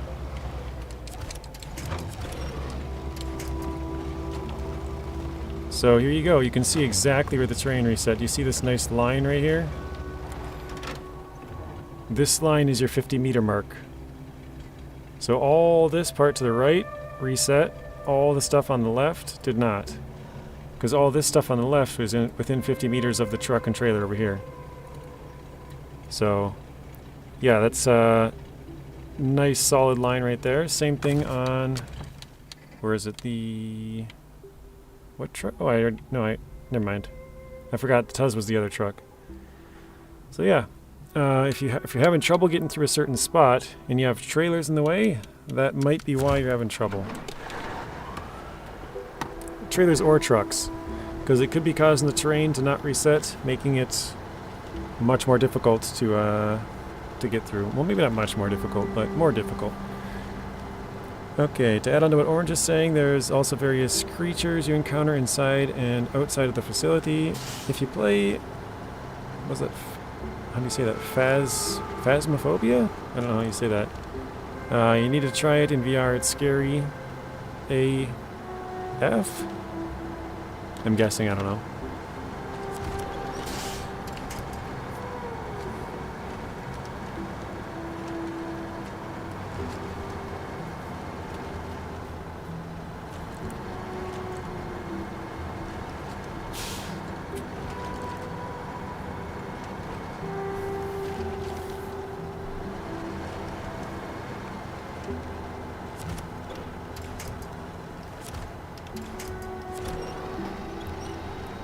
So we're trying to sort of take the long way around, like I said. We're going to go up and get the rocket part. I think for the end, the last little bit of the stream, we might just take the Tuz and start to go towards the other, or not the Tuz actually, because the Tuz is in a pretty good spot. Maybe take one of the other vehicles, maybe the Sentinel or something. I'm trying to remember where that one is. I think I left it maybe way behind, so maybe we'll use the Tuz 166. We gotta go get 2 more tasks started. I know one of them you need a bigger truck for. I don't remember what the other one is. So remember the one on the far left, the cargo cult, spawns in cargo. The other one I don't remember what it is, so I suppose I could check in the map, but I'm gonna hop on SnowRunner now. I'll try and listen to you in the background. We'll probably be done here pretty soon, Mandarin Orange. I usually end it at about 5 or 5:30 my time. It's 5:04 right now. But yeah, I'm going to try to get to this rocket component. I don't know which one exactly we're headed towards, but maybe both. I don't know.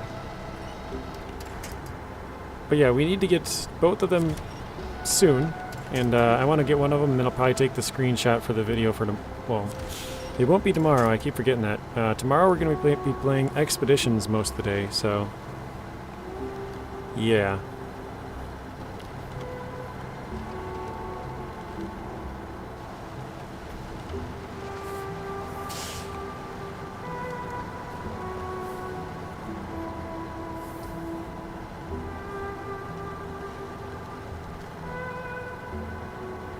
Got the calming music here.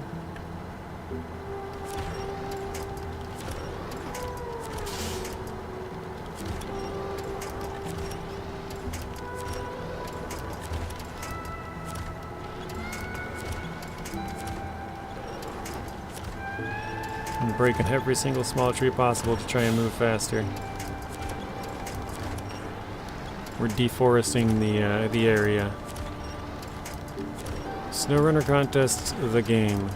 Yeah.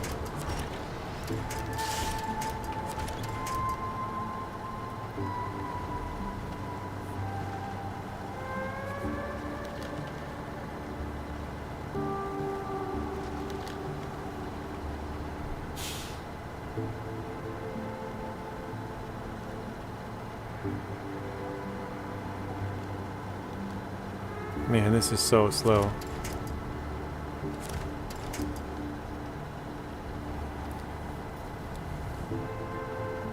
The funny thing is this is better than the other route though, because the other route, I mean, it's really rough. I'd rather go a slow route that's, you know, you're not going to flip over. I mean, sometimes it's okay to go the other way, but I just don't really like going that way. Come on, there we go. Finally.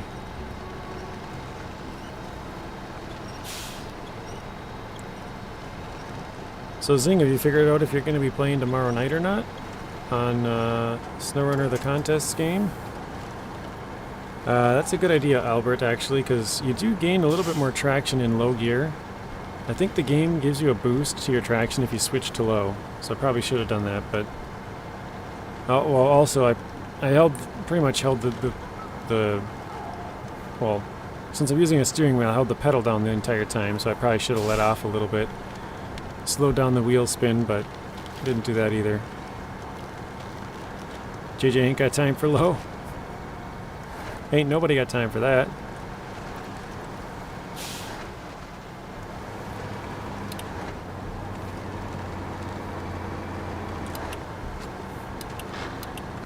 Oh crap.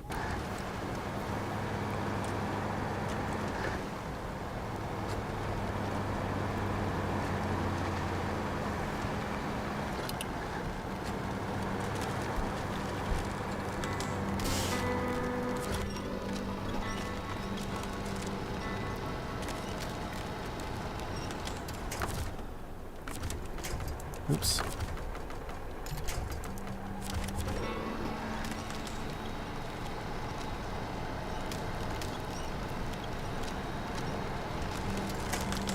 You should be, yes. Even if the wifey wants to go out to eat, we should be home before the time you put. Oh, nice. Okay.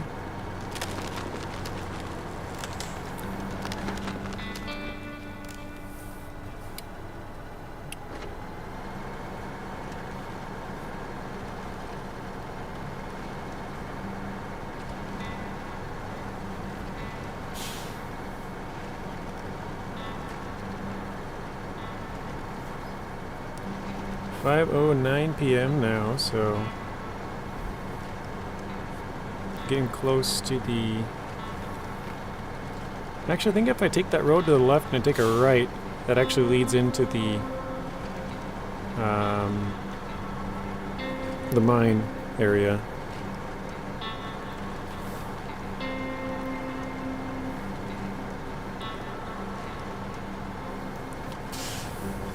The ZikZ is best for this map.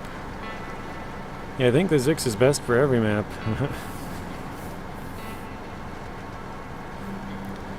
But the way we're playing, Albert, is basically we can only use any of the vehicles that we find. We have quite a lot of rules actually, but that's kind of the main one, is we can only use the vehicles that we find. We're not buying any vehicles, and so when we get to stuff like this where it's I mean, we've only found a total of 9 Russian vehicles, one of which is the ZikZ. And so, you know, we have to use one for fuel, we have to we use one to sort of repair stuff. We kind of have a couple of scouts, which they basically just use for scouting, and that's it, because there's not really much other use. So we only really have the Dan 96320, the ZikZ 605R, the Tayga 6436, and the Step 310E. We basically have 4 like bigger vehicles we can use. The rest of them are kind of just support. Which the other ones are the TUZ 16 Actaeon, the TUZ 108 Warthog, the TUZ 166, and the TUZ 420. Wait, are all... wow. Oh, and the Khan Sentinel. I was going to say, are all my other vehicles TUZs? No, we got one Khan in there. So yeah, we kind of have like 5 sort of support vehicles. I'll be quiet. Siri thought I was talking to her. And she thought that again because I said her name. But yeah, we basically have 5 support vehicles and 4 main sort of workhorses of the region. But obviously we don't want to do too much work with any one vehicle, so we try and split it up a bit. It's basically been the Tayga and the ZikZ right now because the Dan is got a 1-slot cargo module. And then our Step 310E, I put the big crane on it because we got in trouble a few times, and so it's had a big crane on for quite a while now. But yeah, we're trying also to not use any changed tires, so all of our vehicles so far, through the entire game, we haven't used changed tires. We also haven't bought any trailers. Well, we have, but the only trailers we have bought is a long log trailer for Michigan, long log trailer for Alaska, long log trailer for Taymyr, another one for Kola, another one for Yukon, and another one for Wisconsin. Those are the only trailers we bought so far. So one for every region so far because they haven't provided us with the long log trailer. All the other stuff we've been able to deliver from either like some of the big cargoes. You know, we might be able to use the Twinsteer if it's an American region. Well, I guess I didn't even state this one either, but we're only allowing ourselves to use Russian vehicles on Russian maps and American vehicles on American maps or North American maps. So yeah, there's another added challenge to that. We're not fixing our truck in the garage. We've never done that yet. We've never recovered. So kind of just a bunch of random stuff that we're trying to do to make it a little bit tougher. So keep it more interesting, I think. I think it'd be really fun if we were able to beat the game without using any chains. I think that would be kind of cool. Because there's certainly some spots where having some chain tires would be nice, and we haven't had to do that yet. We did struggle quite a bit in Kola, and a couple of spots in Yukon, but yeah, we were able to get it all without needing change tires, and there's a couple of spots that I'm worried about on here, but I think we can probably do those as well. And after this, I don't think there's anything else to worry about all the way up until Season 12, so maybe 13 through 16, but I think we should be pretty good.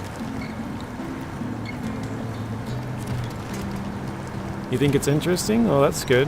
I think it's interesting. I think it's more fun to watch as well. It's because it's different. It's not like anyone else's, at least as far as I know. So, a little different rules. After this region, you're pretty much set for not having to worry about chains, right? Yeah. Because I mean, the second map in Maine does have a lot of snow and ice, but I don't think there's any spot that is particularly hard. Like, you can pretty much get anywhere else that you need, as far as I remember. I don't think there's any spot that you have to worry about. And then, same thing for Season 11, except Season 11 I don't really even remember much ice. Like, I know there's a couple of spots of breakable ice, but overall I don't... I should have grabbed a metal beam. I should have went the other way. Didn't think about it. Dang it. Well, too late now. But yeah, I think then you're pretty much in the clear after Season 6 and 11. So, bye Bryce. Have a good rest of your night as well. Thank you for stopping in. Oh wait, yeah, I do want to go this way. Yeah, so after 4, I think we're pretty much good for not having to use chains at all.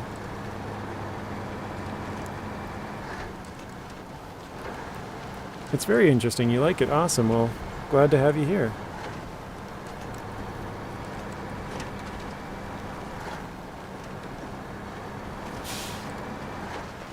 I'm trying to think if there's anything else we have, but not really. I mean... Oh, actually, there is one more. If I have any duplicates of a vehicle, we have to sell it. So, for an example, we got 2 Tuzzes in Taymyr. They give you one in Zimnogorsk and one in Rift. We have to sell one because we had a second one. So, and we had to sell a CK1500 that we got one in one in Black River, one in Smithfield Dam. So we had to sell the one. Well, it doesn't matter which one we sell, but we had to sell one. We had to sell a Hummer because you get one in Alaska and you get one in Wisconsin. We had to sell another Kodiak because you get one of those in Wisconsin and you get one in Yukon. So yeah, you know. The only rule that we really had to break was, well, only one time, but I'll tell you why. So, because we're only using vehicles that we find, oh my god, there's tons of stumps in here. Because we're only using vehicles we find, and we're only using Russian vehicles on Russian maps and American vehicles on American maps, we went to Taymyr Russia with no Russian vehicles.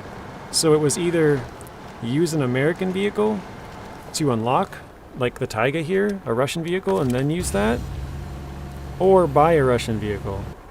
And I would rather use an American one just to unlock it, because if I bought one, then it might set a precedent that people would want me to buy more other vehicles. So I was like, no, we'll just use an American vehicle. So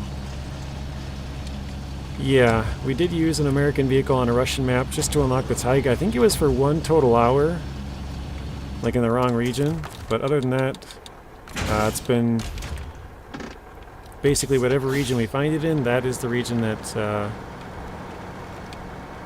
that's what we're using.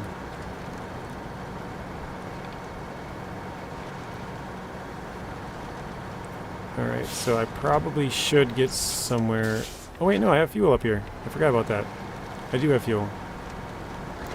My fuel truck is right by here. I can see it for, well, no I can't, but it's just over there. I can see the Tuz very easily. The other one's up the hill more. Yeah, no other option. Yeah, because I made both of the rules, I kind of had to break one or the other. You know, I couldn't just. If I had only one of the rules, then I could have done it. But with having both of them, I had to break one for a little bit. So I'm kind of bummed out about that. But you know, whatever. How did you deal with the F750? That's a good question. So I said that any vehicle that you find in that region, we can use it till the end of that region. So another good example is the Tayga 6455B that we're going to find in Maine.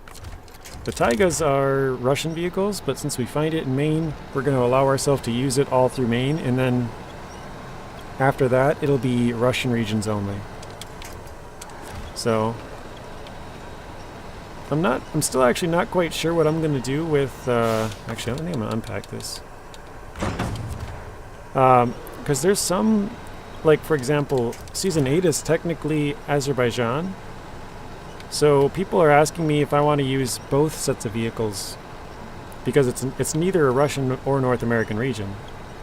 It's Central Asia. So I'm not sure what I'll do there, and same with Season 11 in Scandinavia. That's neither Russian or North American, so I'm not really sure what I'll do. I put up a poll, and I don't know. I mean, honestly, I'd kind of rather have it more difficult, so I'd rather choose one or the other. Like, I'd probably rather choose the Russian vehicles for Glades, and then the North American vehicles for Scandinavia. I guess, I don't know, Scandinavia could go either way, I suppose, but I don't know. For sure, the Glades is Russian, in my opinion. You get 2 Kirvits and a Pike, those are all 3 Russian vehicles, and all the vehicles there are Russian that you can buy, so that's kind of how I interpret it. Alright.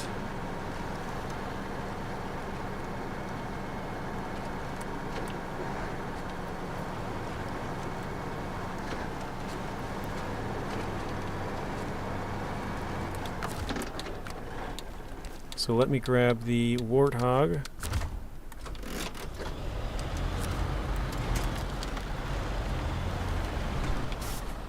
This thing's almost out of fuel. We're getting pretty low.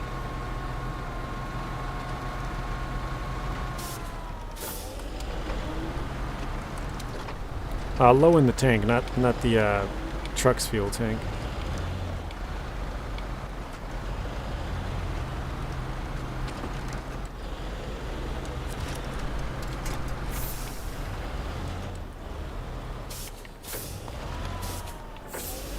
But yeah, that is the plan, Tank Baby, how to deal with all of the ones that are sort of in the wrong regions. Basically allow ourselves to use them through that entire region that we find them, and then after that they go to whatever region they would be. I think that makes the most sense, because it would be kind of dumb to find it, like find the Tayga in Maine and then, well, I guess you don't find it, but you know, you get the Tayga in Maine and then you don't use it all through Maine just because it's Russian. Like, I know that's the rules, but it just seems kind of like, well, best case scenario is they wouldn't have put it in there, right? But they did, so. Alright, let me grab the Tuz here as well. Where is it? Here we go. So yeah, this thing's still sitting pretty on fuel. I'm going to fuel that thing all the way up. Season 11 had a little ice. Yeah, it did have a little bit. I know there is some breakable ice. Oh, almost fell over there. I know there's some breakable ice in a couple of spots, and there's a little bit of ice here and there, but there's nothing challenging about the ice, I would say. There's no spots where you're worried you're not going to be able to make it, I don't think. Or there's nothing where there's like a hill that's turning and you're sliding and stuff, so. Oops. Back it up just a bit. There we go. Okay, let's do the 120 roof rack to the Tayga. There we go. Alright, I think we're going to go back to the Tuz. Where's the Sentinel at? Yeah, the Sentinel would have a long drive, so I think we'll use the Tuz 166 over here. We're going to try and pick up this cargo cult mission and this one. We probably won't get to either of them because they're so far away, but we'll attempt to do that. Alright, because yeah, what time is it? 5:23, so almost time to end it, so yeah, I think we'll just drive closer and go from there, so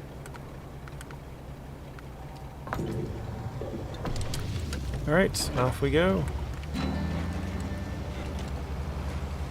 But yeah, you can see here now the terrain is reset, right? Oh, that's much better now.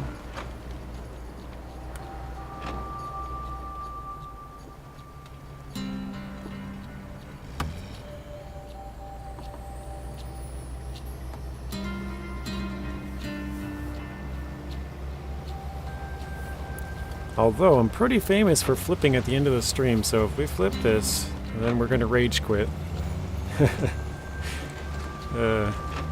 Tank Baby was the one that started that.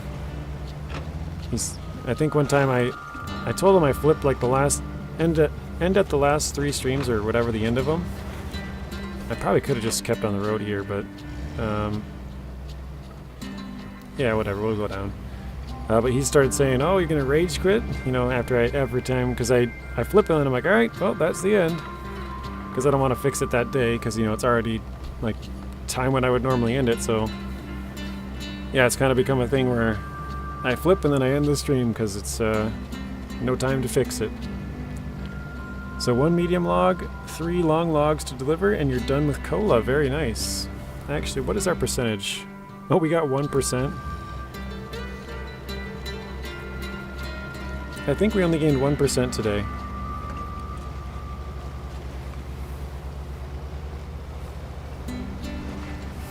I think we finished off the one where we have to go to those points. An electric atmosphere, I think that might even be it, just the 2.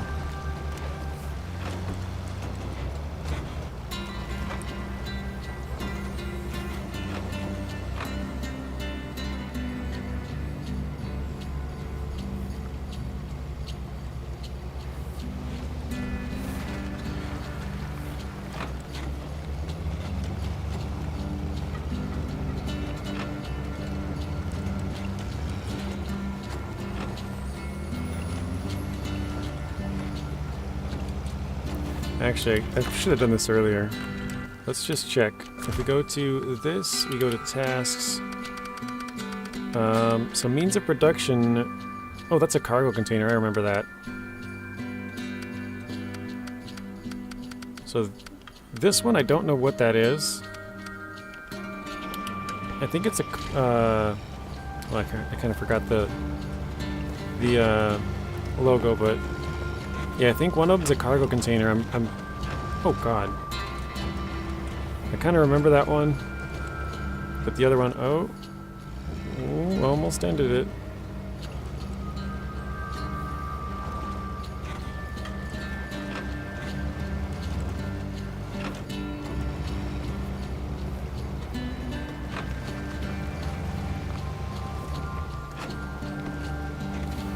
But yeah, what I'm saying is this stuff, this cargo that I'm supposed to get for this mission, I don't know what it needs. Or if it spawns in, or if it's from a warehouse. So that's kind of why I gotta start this one. The other one I know for sure. I remember the means of production one. That one spawns up by the bridge, I remember.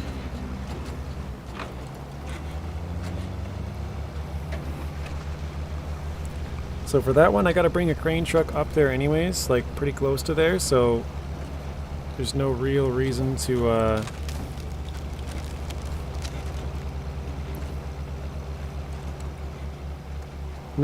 bring a scout truck all the way up there to start it and then have to go like 100 meters to the side, then 100 meters back. Like, it's pretty close, so.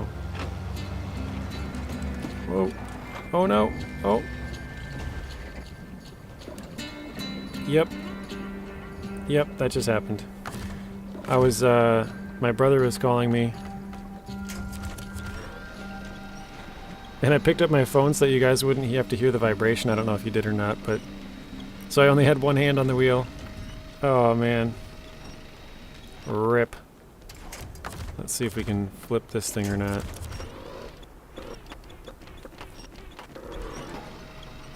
Alright, here we go. Come on, you got it. Timba! Rage quit time. Yeah. I think we can get this one, actually.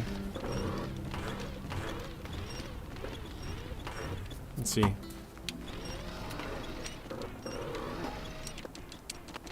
Maybe not.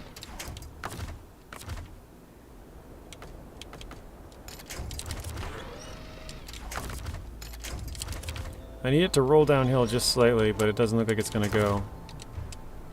Yeah, there's no other attachment points, so...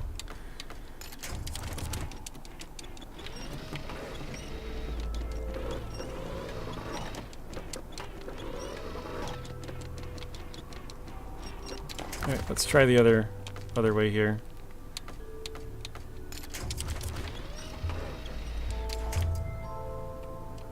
Yeah, there's nothing across, we can't, or it's just screwed.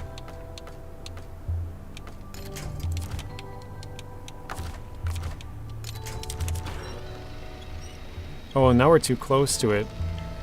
Yeah, if you guys know, once you get really close to something, like the winch is really close like this, it basically doesn't pull. So this is doing like nothing anymore. That is a rip. Alright.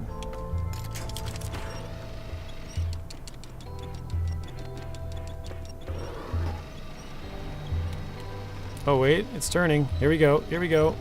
This is what we wanted. Okay, close to it. Close. Alright. Oh, it's not enough? Okay, let's try. Here we go. Ready, guys? Come on, this should do it. This should do it.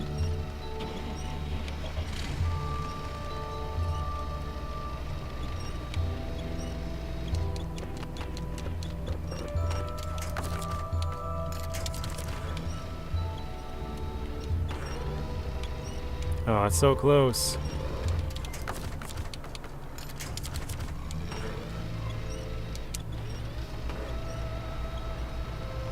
I think we're gonna get it if we just keep pulling. We'll see. It should, if we're lucky, it's gonna keep. I think our front end is what's catching on this thing, because what I want is the back end to spin to the right, but it can't quite do it exactly like I want because the front end's kind of catching.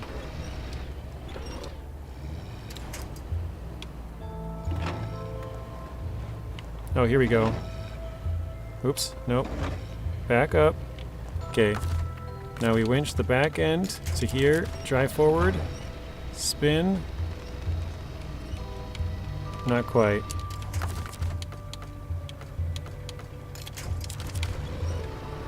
Hey, there we go. Got it, boys. Look at that. Alright, so for once we actually fixed the rage quit. But, yeah, it's about that time. Because, that just took like 5 minutes. Oh, also Bryce said hello, JJ. Sorry, I read that one, Bryce, and then I seen you say rip, but too busy trying to get ourselves out of the mess. Alright, yeah, so tomorrow, Expeditions, guys. We are going to be playing Expeditions probably most of the day. Nice save, thank you.